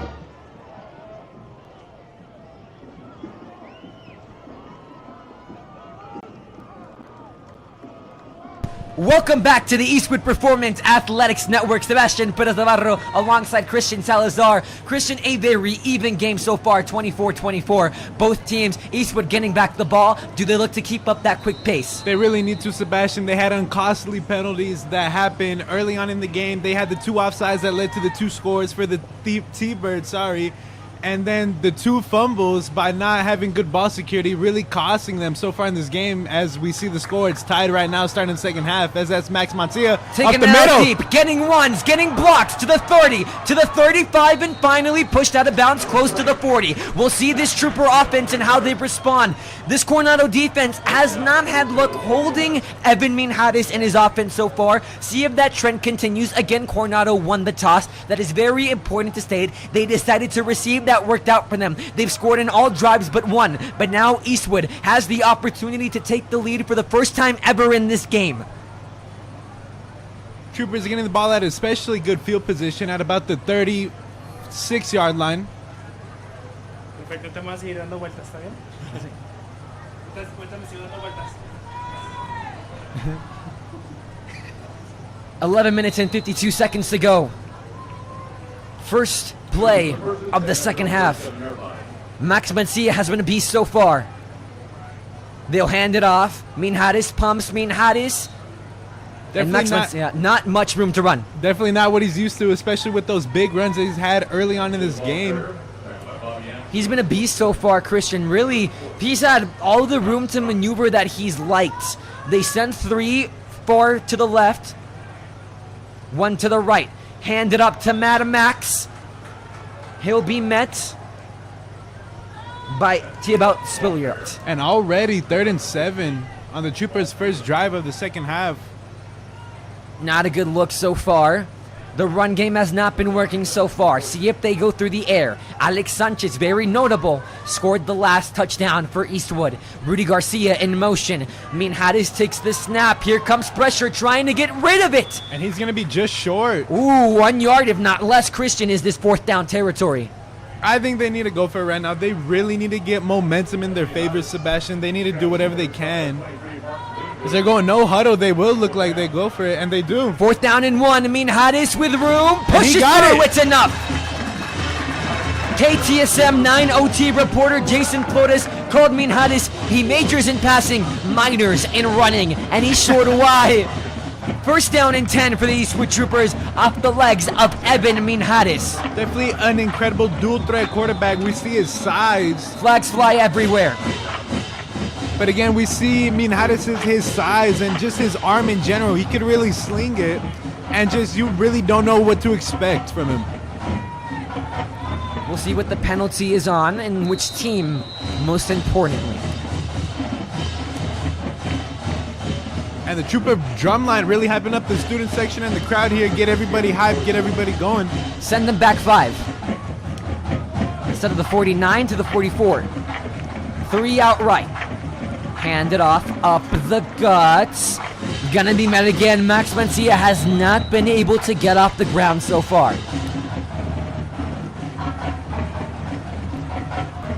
No gain, very minimal, 2 yards, 2nd and 13. And we just heard it. Sebastian Perez on the stop. I want to clarify. No, I did not play for Coronado. Sends it deep downfield. Fabian Bonalosa is there all the way. Everybody say Eastwood touchdown. And already Troopers coming out strong to start this second half. Fabian Bonalosa, incredible job to get that separation that he needed. Minhares saw it and immediately threw it to him, as we have a replay going right now to show that incredible pass and run. For the first time in this game, Eastwood takes the lead. And Christian, we talked about it a lot last year, and it's very ironic how they say Sebastian Perez and then Eastwood scores. We'd say that we're a very good luck charm for this team, wouldn't we, Christian? 30-24 your score. Eastwood leads Diego Rivera to try and make it a 7-point game. Kick is up. The kick is right down the middle. Mark it good. Fabian Penalosa, his 2nd receiving touchdown of the game. You're watching the Eastwood Athletics YouTube channel. Sebastian Perez Navarro alongside Christian Salazar. Fabian Penalosa for the junior wide receiver. That's only his second touchdown so far in the season. How does the class of 2025 student have to be feeling right now? You know, I'm sure he's feeling incredible right now. His quarterback's relying on him in those big moments, especially a game like this right now. You really need to get that score up, get that momentum, and he did an incredible job to get that separation, broke his defender, and just continued on in stride for the touchdown. Here's the thing about Fabian Penalosa, Christian. The majority of these wide receivers are senior. Your two at front, Rudy Garcia, Evan Macias, both graduating after this year. How do coaches have to be feeling seeing that Fabian Penalosa is already making these big-time plays as only a junior? They're definitely looking out for him, seeing what he's capable of, especially in the big moments like this. And they also have another wide receiver, junior Alex Sanchez, who's going to do incredible things this season and hopefully continues to do so for the rest of his high school career. Coronado will get the ball, see how they respond. But so far, the Troopers start the half with fireworks.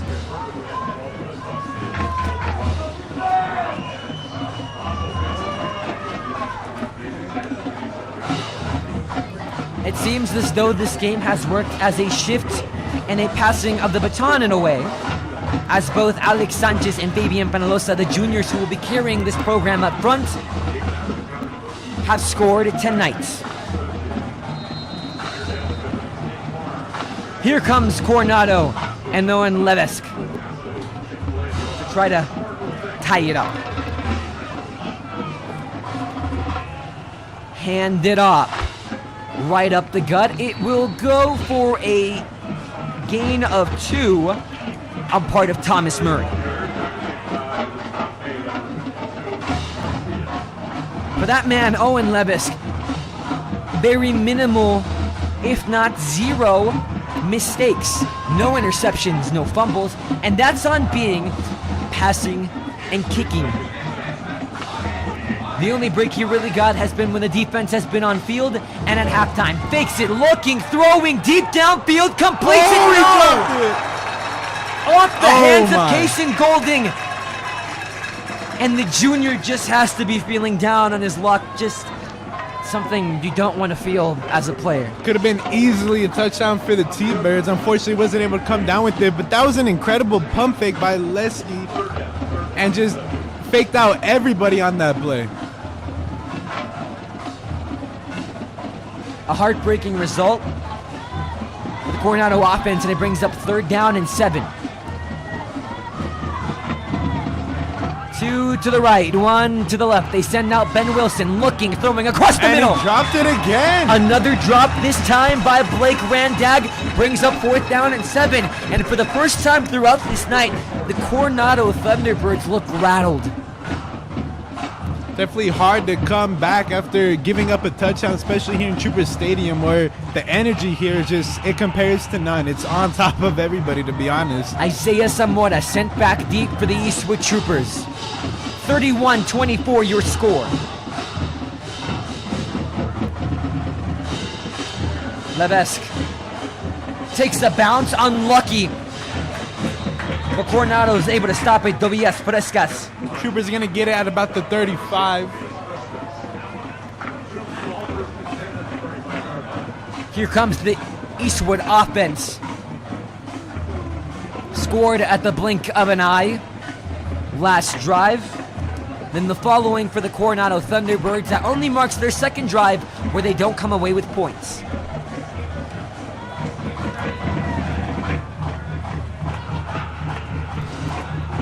And this is a time where the Troopers really need to get a score or a touchdown right here, really get that momentum, and it's just going to rattle and shake everybody on the Coronado side. Garcia in motion, Minhares tosses it, and it might be something good that the ball was dropped by Max Mancia, but a big hit on the running back. That play was just all over the place, Christian. It really was. Minhares immediately had pressure on him, but fortunately for him, he was able to get the ball off, but a big hit right there by number 22 for Coronado, Sebastian Perez. I reinstate, I did not start playing for Coronado. Evan Minhares takes the ball, looking, throwing, no one there. However, if you are curious to Sebastian Perez Navarro's football stats, I was the starting quarterback in my recess elementary and middle school team. Probably threw for 10 interceptions, but you know what? We don't talk about that. 31-24 your score. Evan Minhadis alone in the pocket, 3rd down and 10. It came quick. Coronado trying to make it 3rd and out for Eastwood. Looking, throwing! And overthrown. Not even into the hands of Fabian Penalosa. Did not make contact with the fingertips. And a very rare 3 and out for the Eastwood Troopers.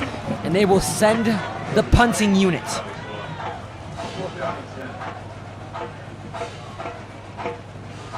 Christian, we don't see the Troopers punt off often, especially at Trooper Stadium.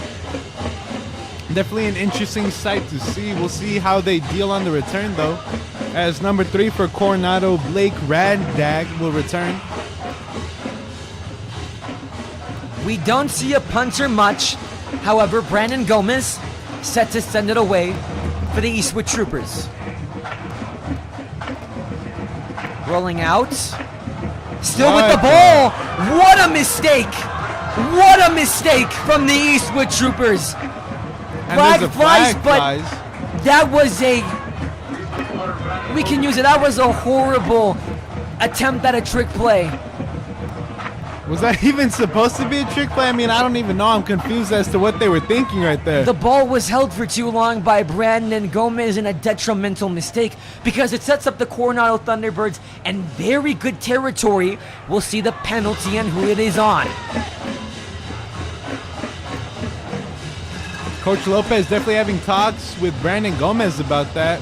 Possible offsides. There was movement at the line, very slight.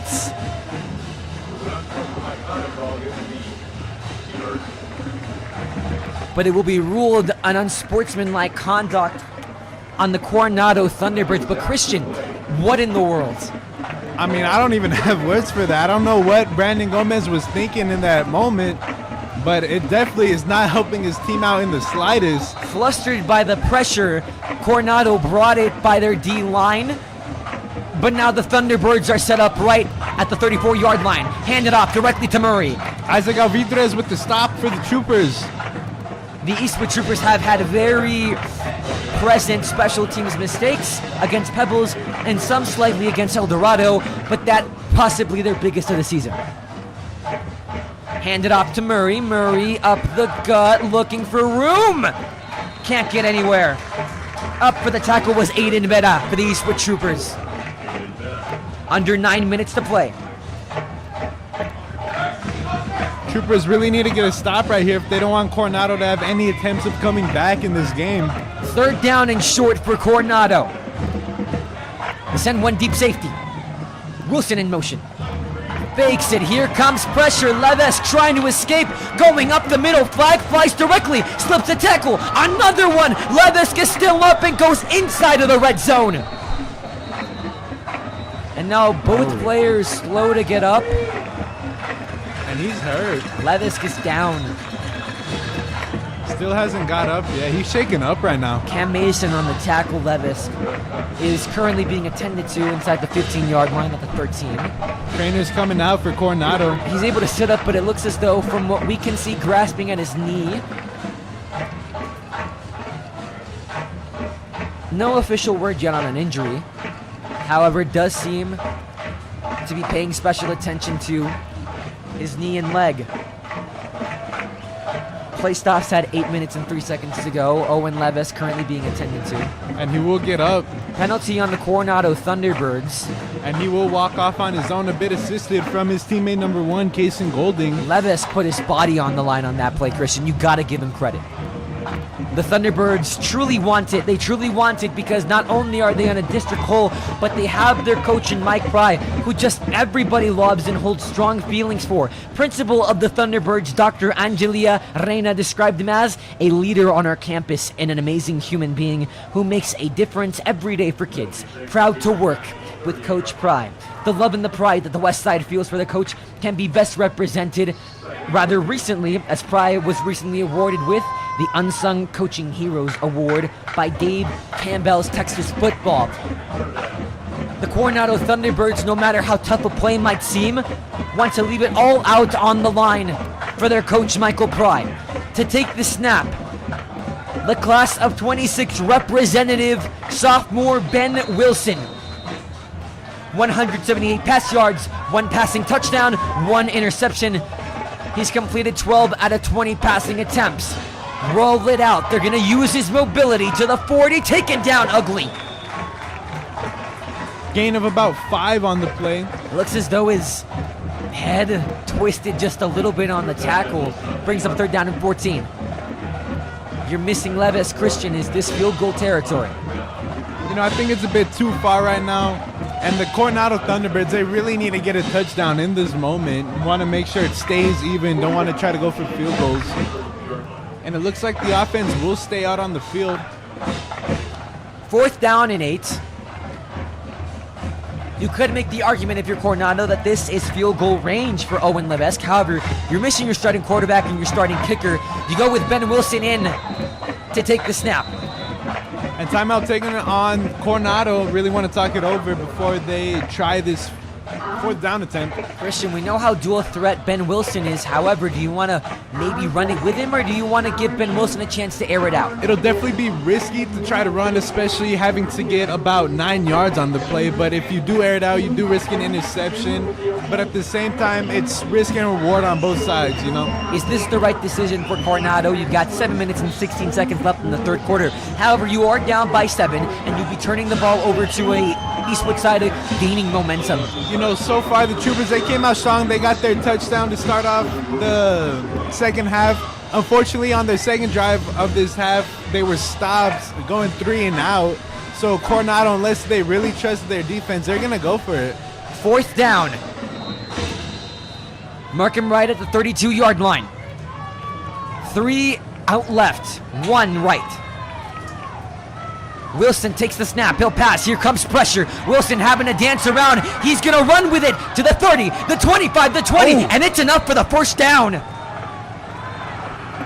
What a great play by Ben Wilson, Christian. Again, pressure coming up all in his face, and again, just his ability to escape the pocket right now. He's showing up why he could still be at quarterback. We haven't seen him thrown yet, so I wonder how that's going to look. Wilson takes it, high snap, hands it up, right up the gut. Thomas Murray isn't going to go for much. Make it 2nd down and medium, you could say.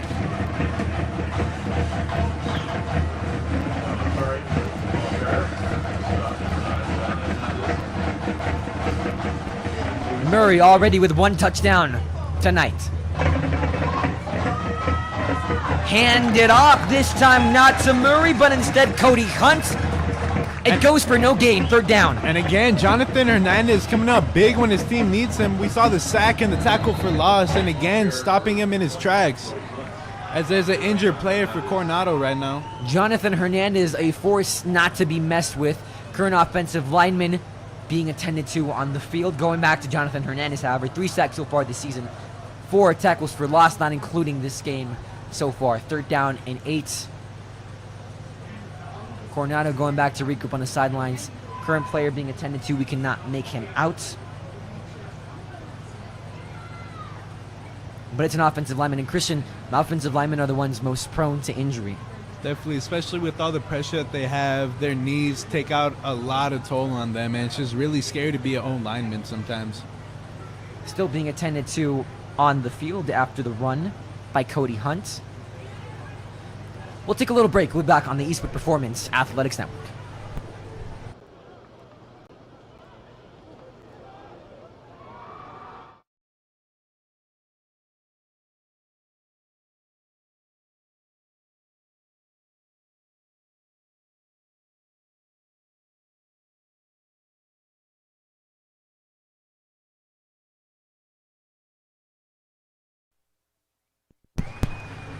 Back from it, Coronado's offensive lineman able to get back up on his own 2 feet. The Thunderbirds will resume their drive. Austin Hergert with the scary looking injury. Haver able to walk, limp at least, assisted by 2 athletic trainers. 3rd down and 8 for the Coronado Thunderbirds. Wilson remains in as quarterback. Levesque out on the sideline. Heaves it into the end zone. Incomplete. And again, scary pass right there. He threw it up for grabs. Nobody was able to come down with it. Making it 4th and 8 now, though. You went for it last time on 4th down, Christian. Do you repeat it? You know, I think they really need to just kick a field goal. They looked out once. They were able to get the first down, but who knows how long that could last for, and it looks like they will kick the field goal. Owen Levesque returns now to kick it, to hold it. Blake Randag to try to cut Eastwood's lead. And Troopers playing back. They don't want to risk any fakes. The kick is up. The kick is right down the middle. Yes, it is. It's good. 31-27 is your score. You're watching the Eastwood Athletics YouTube channel, brought to you by KEHS and the Eastwood Performance Athletics Network. If you can't stick with us throughout the entire game, well, it's perfectly fine, because you can head to the KEHS social media YouTube channels where you can check live updates on both X and Instagram so far on this game. Christian, overall thoughts on Coronado's offensive performance with Ben Wilson and that injury on Owen Levesque? Right now, we saw that one pass. He threw it up for grabs. It was really scary for both sides, not knowing who's going to come down with it. We've just seen a lot of running from him so far. We did see Levis come back into the game to kick the field goal. So we wonder if he's going to continue to stay in to just kick, or if he will come back to play as quarterback. We've seen how hard Coach Michael's prized players have been playing for him, as Owen Levesque literally put his body on the line in his rush where he got injured. So, Christian, not only is Coach Pry an alumni, but as far as he's concerned, he has far-reaching influence that affects both his team and his school. How much does the improvement of the program and what we're seeing out of the players mean to Coach Michael Pry? It definitely just shows a lot of passion. You know, he's an alumni. He went there. He's familiar with a lot of people in that community, and he just wants to give out what he can and really boost up this team and the community to be at the best. Here comes the Eastwood offense.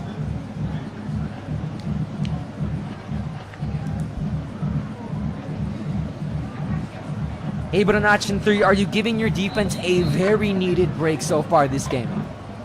You really are, Sebastian. Oh, they've been taking a lot of wear and tear. They desperately need that rest to make sure they're ready throughout the rest of this game. Jaden Martinez, his one and only carry was a fumble. He wants to make up for it. 77 total rush yards, 1 total touchdown came on the ground. Comes in replacement of Max Mancia for the snap. Minhares looked like he was going to run. Throws in Martinez's direction. They're not scared to target the junior as that goes and moves the chains for the Trooper first down. And we see that play a lot when it comes to the Troopers when they really need to get something going. Minhares fakes a scramble, and the running back, whether it be Mancia or Martinez, they run up the gut and just get the reception. Looking, throwing, completes it Laguana's direction. 2 back-to-back first downs. Eastwood offense moving with ease. First down for the Eastwood Troopers. Mark them directly at the 46-yard line, inside T-Bird territory. Fake it, looking, throwing off the hands of Rudy Garcia.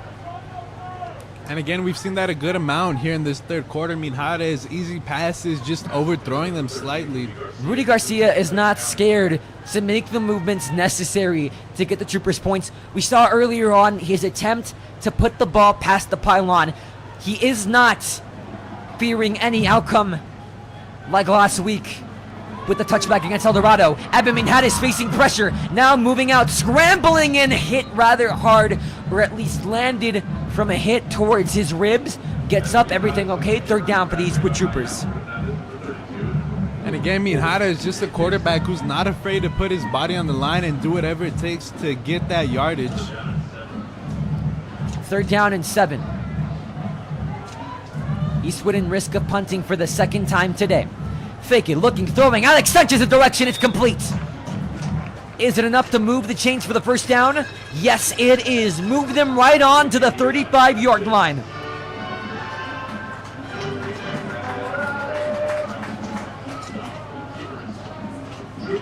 Troopers going no huddle, trying to hurry up.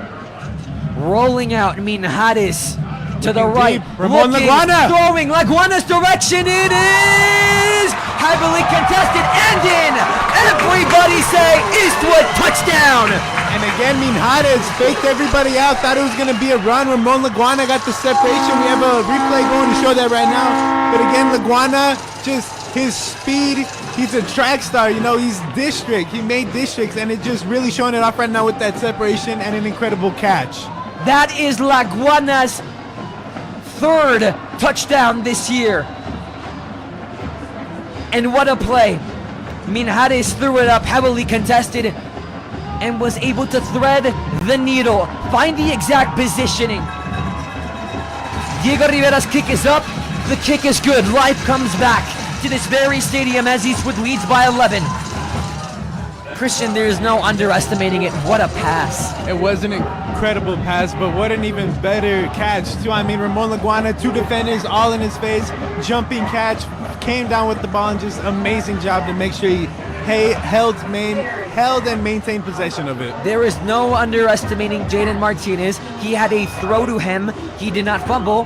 He had a key first down. And what does that do to the juniors' confidence as a whole? It really boosted up. You know, it shows even the younger guys on the team, juniors, maybe even sophomores too, they're going to get some playing time and really show what they're made of and show the coaches for future years to come. Currently, volleyball is on their first and final bye week. They finally have an opportunity to watch a football game in its entirety. How much does bonding between different sports mean to these athletes? It just builds so much bigger as a community. You know, you have everybody joining in, supporting each other, no matter what the event be, whether it be volleyball right now, football, or later in the year where it be basketball or other sports. Just, it's really team bonding, more so community bonding at that though. The Coronado Thunderbirds will let it bounce back, and now you're down by 11, Christian. How do you want to play this? There's going to be a flag on the play. We'll check to see who it's on. Penalties have not been shy tonight.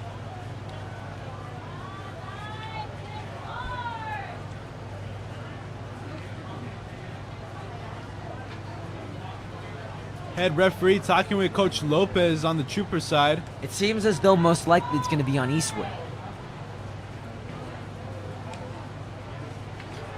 Coach Lopez showing his frustration to his team. And it's going to be an unsportsmanlike conduct. Marking on the Troopers.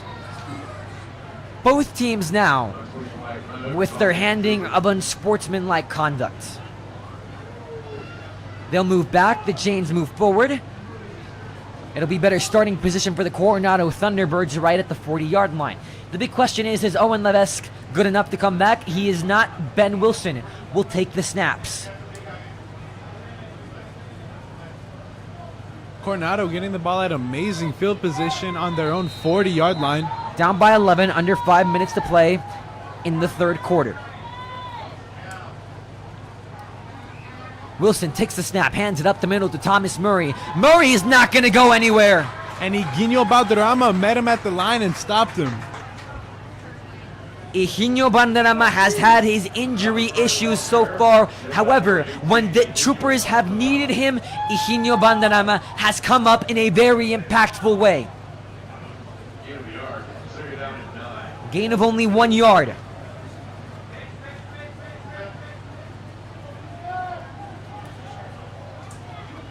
Right at the 41-yard line, threatening to go into Eastwood territory. They send 3 to the right, 1 to the left. Wilson drops back, sends it deep downfield, tugging on both sides. He could not come down with it, but a flag flies. The only question is, who is it going to be on? Kason Golding or Jaden James? I definitely think that one's going to be on Jaden James, sorry. I saw a little tug on the jersey. Still waiting for the official call, though. That makes it very obvious for the refs. You can't miss that. You could see it. The tag was on it, Christian. There's no denying that was defensive pass interference. Definitely was, but it came a little bit late, too. Will not mark them at the original spot of the penalty. Will instead mark them inside Trooper territory at the 44-yard line.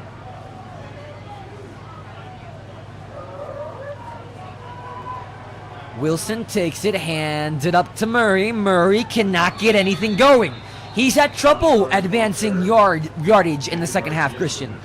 He really has, Sebastian. This Trooper D-line and the linebackers coming in to help and support that D-line, just doing an incredible job of that. 2nd down and 8. Coronado brings on their tight end, Mateo Grajeda.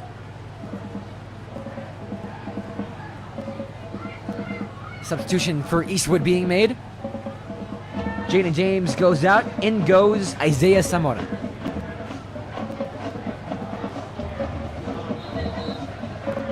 They'll resume play at 3 minutes and 36 seconds. 2nd down and 8, ball on the 42-yard line.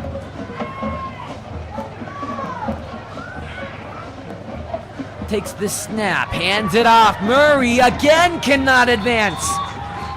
3rd down coming up. Do you want to run it with Wilson or do you trust the pass? You know, I would try to go for a pass. The Trooper is definitely going to be expecting the run. We've seen him only throw the ball once, and it didn't go in his favor. 3rd down and 7, gain of 1 on the previous play.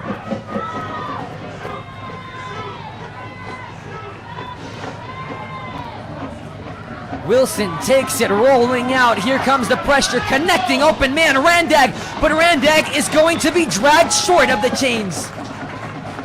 Need 1. And I think this is a play where the T-Birds need to go for it. They need to get a score before the 4th quarter ends. They'll mark him 3 yards shy of the 1st down. 4th and 3 from the 37-yard line. They need to get to the 34. They'll stay. 1 receiver outright, 2 to the left. Ben Wilson remains in as quarterback. Thomas Murray to the left of Wilson. Eastwood defense bunched up. Wilson takes the route he's given, finds an angle, and it is enough to move them chains. And again, Wilson with the QB keeper running out to the side, getting that separation and creating room to continue to run down. Coronado moves up to the 30-yard line. They're down by 11. Wilson went out of bounds. Clock automatically stops. 1st down and 10. Takes the snap. Bobbled it a little bit. Goes deep. Deep downfield. Incomplete. Intended for Kason Golding. No DPI called on Jaden James this time. Jaden James with the incredible coverage on that. 2nd down and 10 for the Coronado Thunderbirds. Ben Wilson wants to add another passing touchdown to his already filled up resume. Bobbled, but got it to Thomas Murray. Murray slips a tackle. Murray still continues to be up, but only is able to get back to the original yard of scrimmage, if not gains 1. 3rd down. Nathan Garcia to slow him down on that play. Right at the 30-yard line, stopped by Conrad Joseph Garcia, who had a game-sealing pick 6 last week against El Dorado at the sack. Movement at the line, see if they call it. Flags fly from every single direction. Ben Wilson's got a free play, most likely heaves it up to the end zone! And he came down with it. Blake Touchdown. Randag is complete in the end zone. The pass to the young man. Coronado Thunderbird touchdown. We'll see what the penalty is on. Coronado Thunderbirds will decline. Touchdown for the pride of the West Side. And the T-Birds really doing everything they can to stay in this game, and they're doing an incredible job of that right now. But I think they are going to go for it. Go for 2, sorry. Ben Wilson will stay. If you make the 2-point conversion, Christian, you easily slash it to a 3-point game. Coronado looks to stay in a very tight game at Trooper Stadium. 38-33 the score. Ben Wilson remains.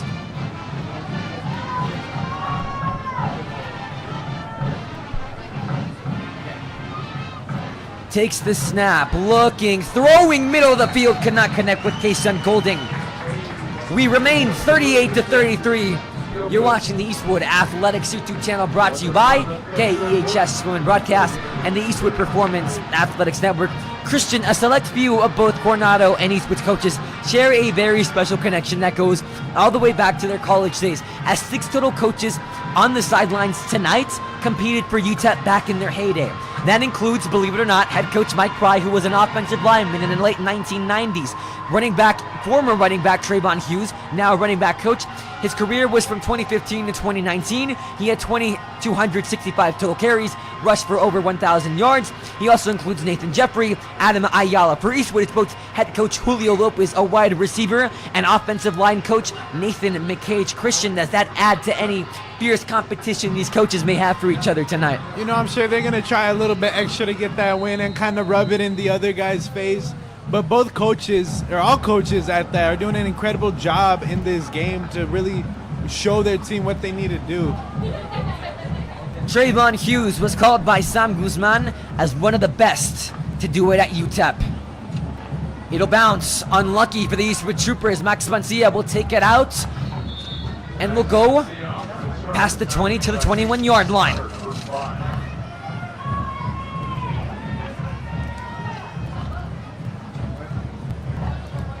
Coronado able to cut the deficit to 5.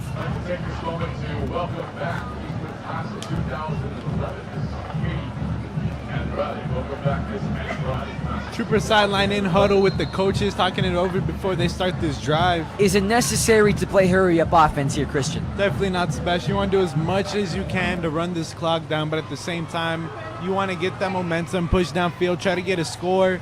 You're already up by 5.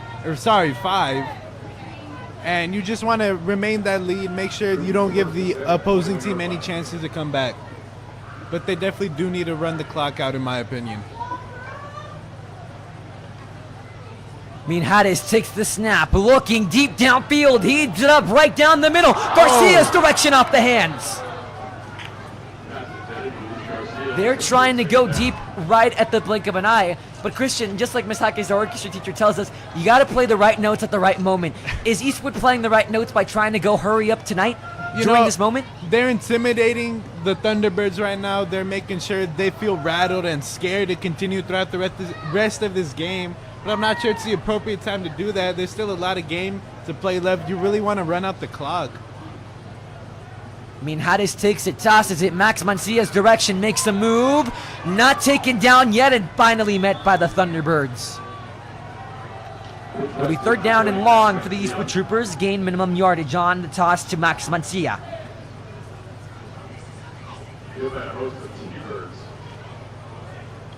Clock just under 1 minute left to play in the 3rd quarter.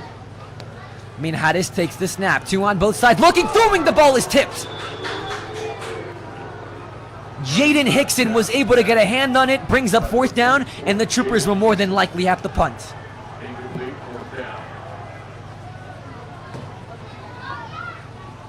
And just like that, Christian, the Thunderbirds get the ball right back with the possibility to take the lead. Disregarding any possible fakes. Last time a punt was attempted, it was the special teams blunder. Brandon Gomez keeping the ball for too long. Under a minute to play in the 3rd quarter. High snap. This time gets it up in the air. Blake Randak set to return. It takes a very lucky bounce for Eastwood. They'll let it roll. Past the 20. Still continuing to go. Mark him down at the 16-yard line. And the Troopers definitely didn't give Coronado easy field position. We'll see how they try to overcome this challenge and really get up their score and try to take control of this game. Will we see the Thunderbird strategy that we saw earlier on in the night and just throughout the game as a whole, depleting that clock from time? You know, I'm sure they're going to try to deplete the clock somewhat, but at the same time, they really want to make sure that Eastwood, they don't score again on offense, and they've been doing a really good job of that so far. At the 16-yard line, 1st down and 10, 37 seconds to go in the 3rd quarter.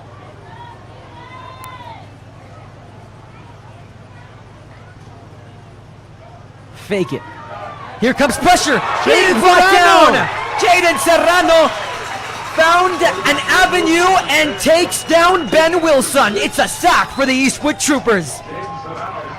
Definitely just what the Troopers need to get that momentum and just a little bit boost right now as the clock is running just under 20 seconds left to go. Not only does Jaden Serrano back up the Thunderbirds to the 3-yard line, but at the same time, he notches in his first sack of the season. T-Birds don't need to go for it right here, and they will not, letting the clock run out as we now go into the fourth quarter.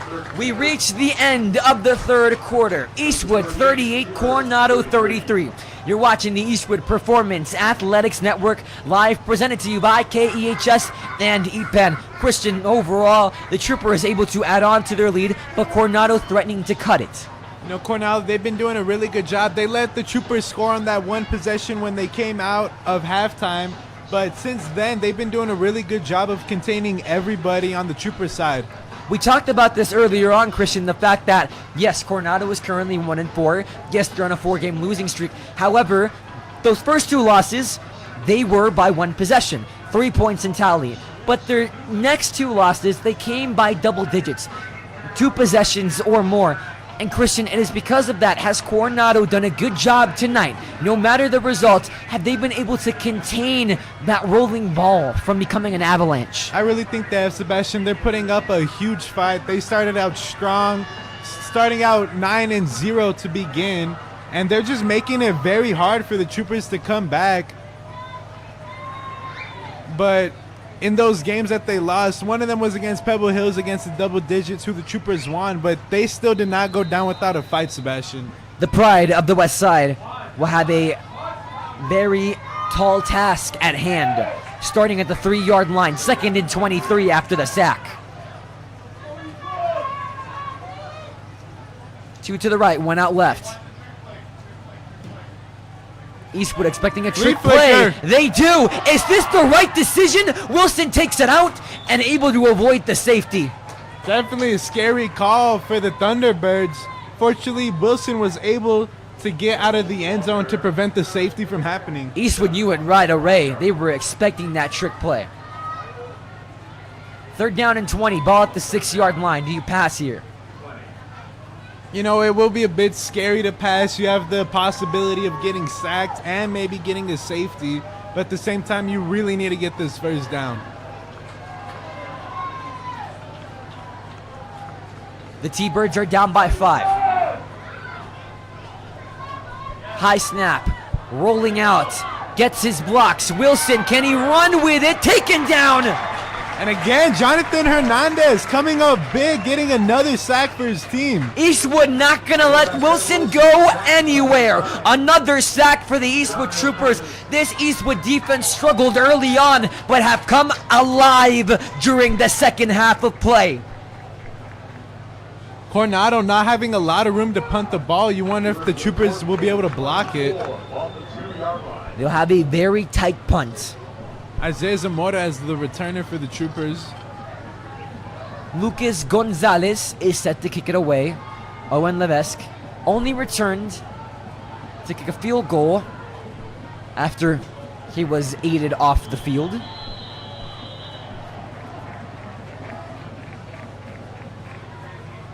And it's going to be a delay of game on Coronado, pushing back even more. Notching back more. That play clock snuck up on them. No timeouts. The Thunderbirds elected not to take a timeout. Backed up all the way to the 1-yard line. 4th down and 25. They'll skyrocket away. Christian, short punt. As this punt reaches the air, is it the worst decision you could take to punt it if you're Coronado, seeing that your defense has stopped the Eastwood Troopers on the previous drives, as in the 3rd quarter? There's been so far 3 punts by the Eastwood Troopers. No, that was definitely the right call. It's way too far to go for it on 4th down. You're already that close to the end zone where if you just give it up on 4th down, the Troopers easily going to rush it in for a touchdown. But even then now, Troopers have amazing starting field position.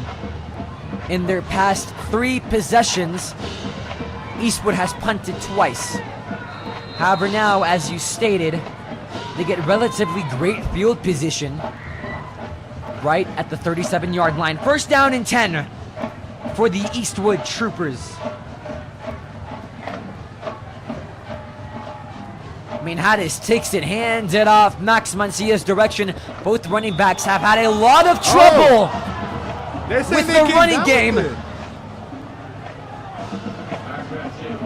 Farouk Villalobos came down with the ball near the end of the play. The question is if they ruled him down already, if that even is going to be counted as a strip sack. And the officials do rule the ball dead, so Eastwood will still get the ball. They advance it to the 39-yard line. Coaches on the Coronado side livid about the call. And that play was blown dead maybe a little bit too soon at the 34. Minhal is looking with time outside of the field. Laguana's direction again, this time incomplete. Definitely thrown a bit too short. It's going to be a hard ball to come down with either way, though. Brings up 3rd down and 12. Good coverage by number 8, Jacob Valenzuela. Cannot connect with his intended receiver. Can Coronado's defense have another huge stop? We'll see. Flags fly immediately. Middle of the field. Cannot connect with Rudy Garcia. We'll take the penalty. Officials talking it over. Under 10 minutes to play. Flags were flown directly after the ball was snapped. Something more than likely wrong at the line. Coach Lopez will have a word with his offense as that penalty is signaled on Eastwood.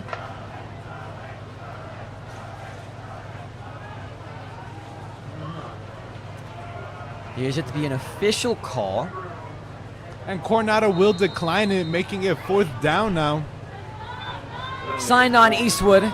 Troopers offense still staying out there, though. 4th and 12. You wonder if they should be going for it. Dropping back. Looking. Throwing. Wide open man. It's Rudy Garcia off the hands. Cannot convert. And the Thunderbirds will have another opportunity to jump the Eastwood Troopers on the scoreboard and take the lead. And despite the Troopers being up in this game, the offense, they look defeated right now. They're not happy at all with any of the results they're getting here in the second half. This entire crowd is biting their nails. National Honor Society usually has community service opportunities where they allow their members to clean up the stadium. Christian, it's just going to be the nerves of the nails that they bite off so far tonight. Eastwood in a very tight game. 38-33. The Thunderbirds and Ben Wilson will remain in as quarterback. If Ben Wilson can come into Trooper Stadium and win his sophomore year, it would be tremendous for the kid. Oh, he fumbled. Fumble on the ball. On the run, they handed it off to Thomas Murray. They'll keep possession. Murray will recover the fumble. Still Coronado ball. 9 minutes left to play in this 4th quarter. T-Birds still have 2 timeouts. Troopers have 3. 2nd down and 9.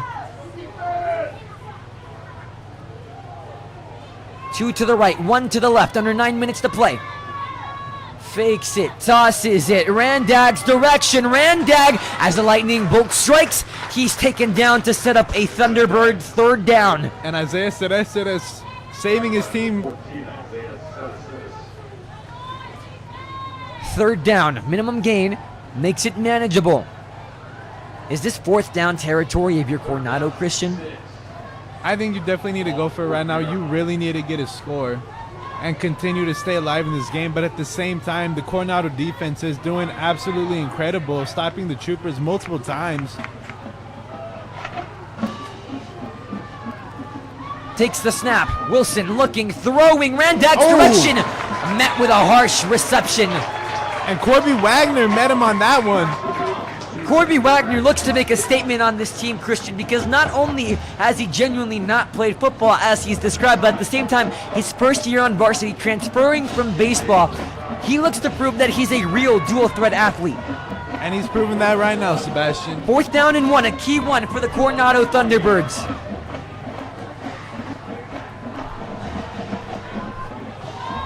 Time ticking down, play clock at 9. Wilson takes the snap with 1 yard to gain. They ignore the run. Wilson will exploit it. Wilson is to the 30. Wilson is going to go inside the red zone. And a big gain for Coronado right there. Incredible job by Wilson to escape defenders, march down into red zone territory. Goes out of bounds, but not before getting more than what he needed for the first down. He went out of bounds a little bit sooner than expected, mark him down at the 35-yard line. They send 3 to the right, 1 to the left. Takes the snap. Hands it up the middle. Murray gains good yardage to the 29-yard line. Murray, he's small at 5'7", but so far he's been elusive. It's been hard to take down the 145-pound senior.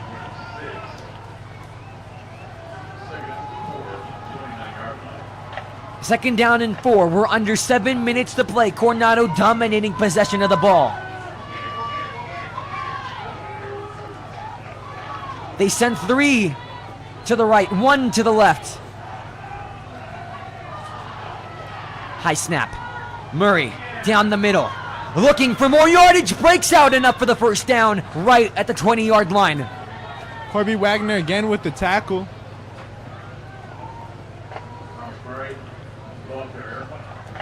Coronado is getting dangerously close to upsetting the Eastwood Troopers at home. Definitely something you don't hear a lot.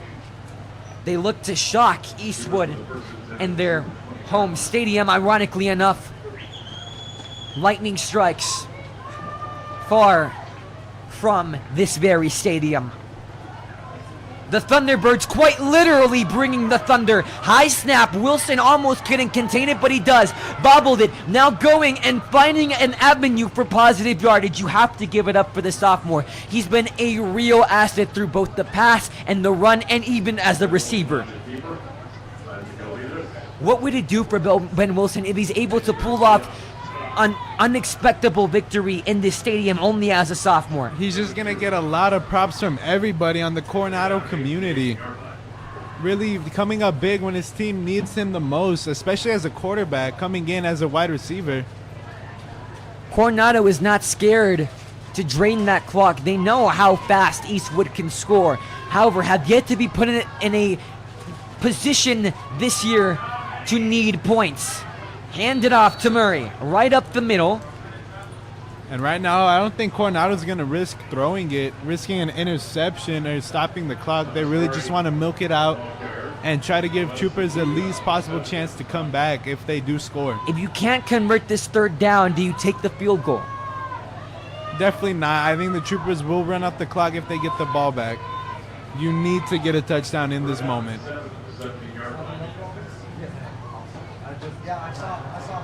Under 5 minutes to play, 3rd and 7. Wilson takes the high snap, looking, can he get away with it this time as well? Pushed out of bounds, brings up 4th down.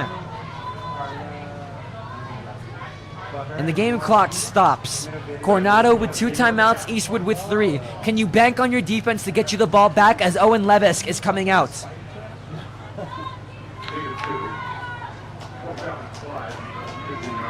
You could still expect a fake, though. Who knows what could happen right now? You don't know what you can expect, but currently it looks as though Owen Levesk and Coach Lopez telling his team to play back. Don't want a lot of rushers. They're adjusting to this Thunderbird team. The snap, the hold, the kick is up. The kick is no good. Mark it no good. Coronado will now have to truly bet on their defense. Coronado still does have 2 timeouts. Troopers up by 5 with just under 5 minutes left to go. Again, 2 out of the past 3 Eastwood offensive drives have ended in punts. Coronado has had some difficulty to stop this offense, but not as much as Eastwood's past opponents. Troopers really just need to capitalize, get some running plays with Mancia in, let him find some holes, do what he does best, and just march down the field. You don't necessarily need to score, but you really do need to run this clock out and make sure Coronado does not get the ball back. Mancia has been struggling to find his groove all along the second half. See if he can find it when it's most needed. Eastwood has not been put in a position so far where they need points so late in a game. Now they're just trying to ice it. This is going to help very much. And Mancia barely tackled by number 11 for Coronado, Lucas Gonzalez. Eastwood off to a good start. Move the chains at the 31-yard line of their own territory. Clock continues to roll.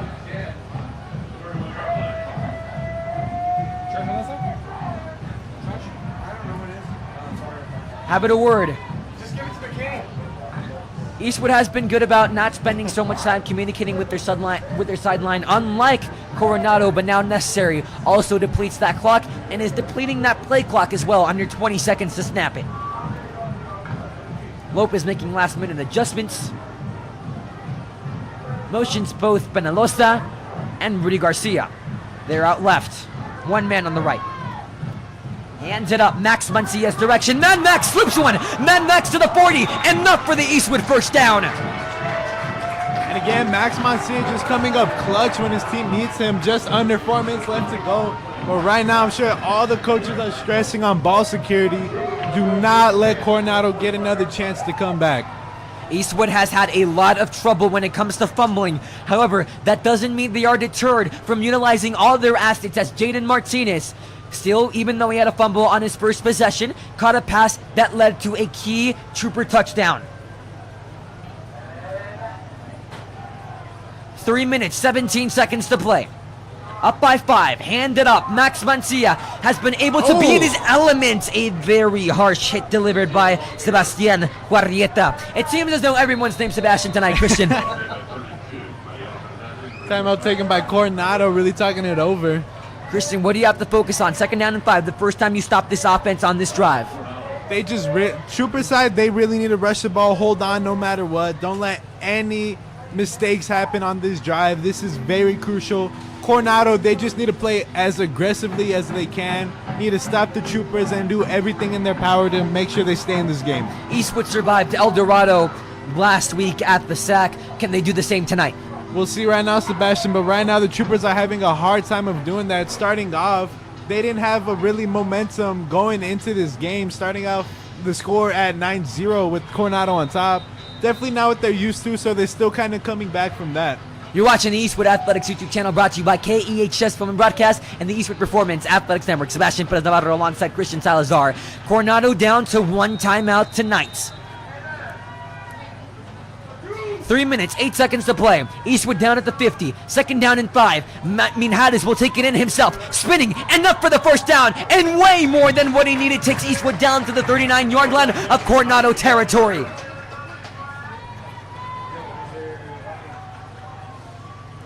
Just about 3 minutes left to play in this 4th quarter. Clock continues to run down now that the officials place the ball. No matter what happens, you cannot give any fault to the effort that the Thunderbirds brought tonight. They quite literally brought the thunder, as we've seen in the sky. 2 minutes, a little bit over 40 seconds to play. The Thunderbirds are giving Eastwood a fight, and it's not over yet at the 39-yard line. Not exactly field goal territory. Play clock running down, 5 seconds left. They need another first down.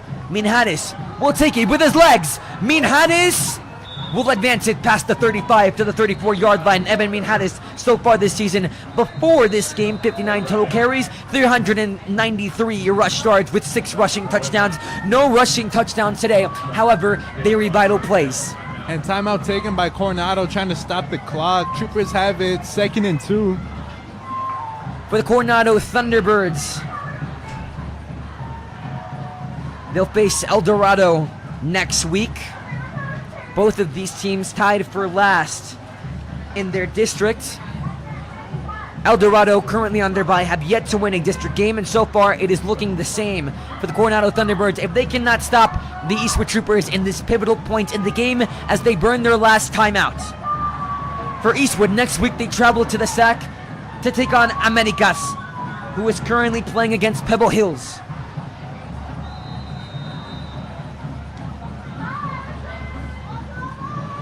38-33 your score. Takes the snap. Minharis will run it again, and Minharis gets enough for the first down, and that can all but ice it.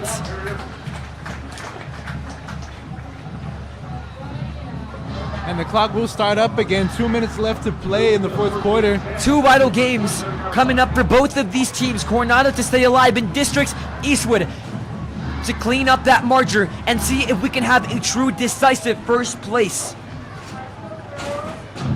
Currently, Americas on top of the Pebble Hill Spartans with 1 minute to go in the fourth. They lead by a touchdown, 24-17. If Americas can pull it off next week, they will be going in 4-2 at home. They will be having a 3-1 district record. The only loss came against the Montwood Rams. The Montwood Rams themselves playing up against Franklin. And timeout taken by the Troopers, talking it over before the final 2 minutes left in this fourth quarter. Christian, to ice it out, what does Eastwood need to focus on right now? Just run the ball. Do not give up any mistakes. Make sure you have that appropriate ball security. You cannot let any mistakes happen right now. It is crucial that everything goes according to plan. As we reported early on, the two district games that are happening, excluding this one, are very close. Americas leads Pebble Hills 24-17, and Montwood is currently trailing Franklin 35-34. Montwood remains undefeated in districts for now. However, the score has yet to be reported on whether or not Montwood can come back. And if so, Christian, how vital is going to be next week's game, Americas versus Eastwood? Eastwood most likely will go into it undefeated, Americas with only one loss. It's going to be very hard for the Troopers, especially going into the SAC, playing that game. It's going to be during the break, too, as we are going into intercession after this week. So a lot of players, it might take some getting used to, getting back in that momentum because you're used to school or whatnot. But we'll see how they do. Montwood has faced no losses in district. Franklin has only won to Americas. Evan Minharis will kneel it down, which marks the end. Currently, Pebble Hills and Americas stand with 9 seconds to go. Pebble Hills in good field position to ice the game. And so far, Eastwood will more than likely ice it here and will move to an undefeated record. However, Christian, it wasn't pretty. It really wasn't, Sebastian. And again, back-to-back weeks, the Troopers have struggled multiple times. Troopers have struggled multiple times. Last week against the Aztecs at the SAC, had a hard time. Fortunately for them, they were able to come out with the victory with the late pick six by Conrad Joseph Garcia to ice out the game. We've got your updates on Americas and Pebble Hills. Currently, Americas leads 24-23. The extra point to tie was missed. After Pebble Hills was able to get in a late touchdown, Americas will go into next week's game 3-1 in districts, 5-1 overall. Eastwood finishing icing, putting the decorations on top of the cake. They will move to 3-0 in districts. Coronado will fall to 0-4 with a district record 1-5 overall. What is that going to do to the Thunderbirds season, especially facing El Dorado, who is also tied for last so far in district? Thunderbirds is going to give them a lot of momentum throughout the rest of the season. They put up an amazing fight today, especially of all places at Trooper Stadium, where it's not easy to overcome those challenges and that home field advantage that the Eastwood Troopers have. But they did an amazing job of that today, and they really showed why they could compete with the top teams in Eastwood. In El Paso, sorry. With this win tonight, Eastwood will officially be the unanimous first place holder of District 1-6A in El Paso, Texas. Eben Minharis takes the knee. Eastwood will be the only team in all of the district to be undefeated in district play. Currently, Montwood trails Franklin. The score has yet to be reported on whether or not Montwood has edged out the Cougars yet, or if the Cougars have been able to attain their lead. But as we stand right now, Eastwood will be 3-0 in district, beating Pebble Hills, beating the Aztecs, and finally beating the Thunderbirds. But do they have to prepare specially for the Americas Trailblazers, as they are more than likely going to pull off this upset against the Spartans for next week, Christian? They really have to make sure that they execute everything appropriately. Don't let any mistakes that happen in today's game happen in future games, especially when it's a game like Americas versus Eastwood. It's going to be a huge game. Lots of anticipation going into it. Two rival schools at that too, where a lot of teams have some bitter history, and they really just want to make sure they come out victorious. The Troopers have now officially won 4 in a row. They remain undefeated in districts at 3-0 and will face Americas, who stands at 2nd in districts currently, in a battle for what can possibly be the #1 spot in Week 7. Thank you for joining us on the Eastwood Athletics YouTube channel, presented by KEHS Movement Broadcast and the Eastwood Performance Athletics Network. We'll come to you next week live from the Socorro Activities Complex. I'm Sebastian Perez Navarro. Next to me, Christian Salazar. Christian, summary, wrap-ups, and hopes and expectations for next week at the SAC. Next week at the SAC, I'm really expecting a big game. I want to see a lot of points scored, but at the same time, I want to see a lot of stuff happening on defense. We hardly saw anything happening on defense for either side of these teams. We saw a lot of stops, not a lot of takeaways and turnovers, though. But I'm really looking forward to a big game next week. We want to thank our executive producers, Eric Bernal, Eloy Alvarado, and Stephanie Delgado Rangel. Thank you to our producer, Hector Mas. I'm Sebastian Perez Navarro. Next to me is Christian Salazar. We'll see you next week live at the SAC, where we can determine what's possibly the #1 holder of District 1 6A. Who's the king? You'll figure that out next week. For now, we'll see you later. We're over and out.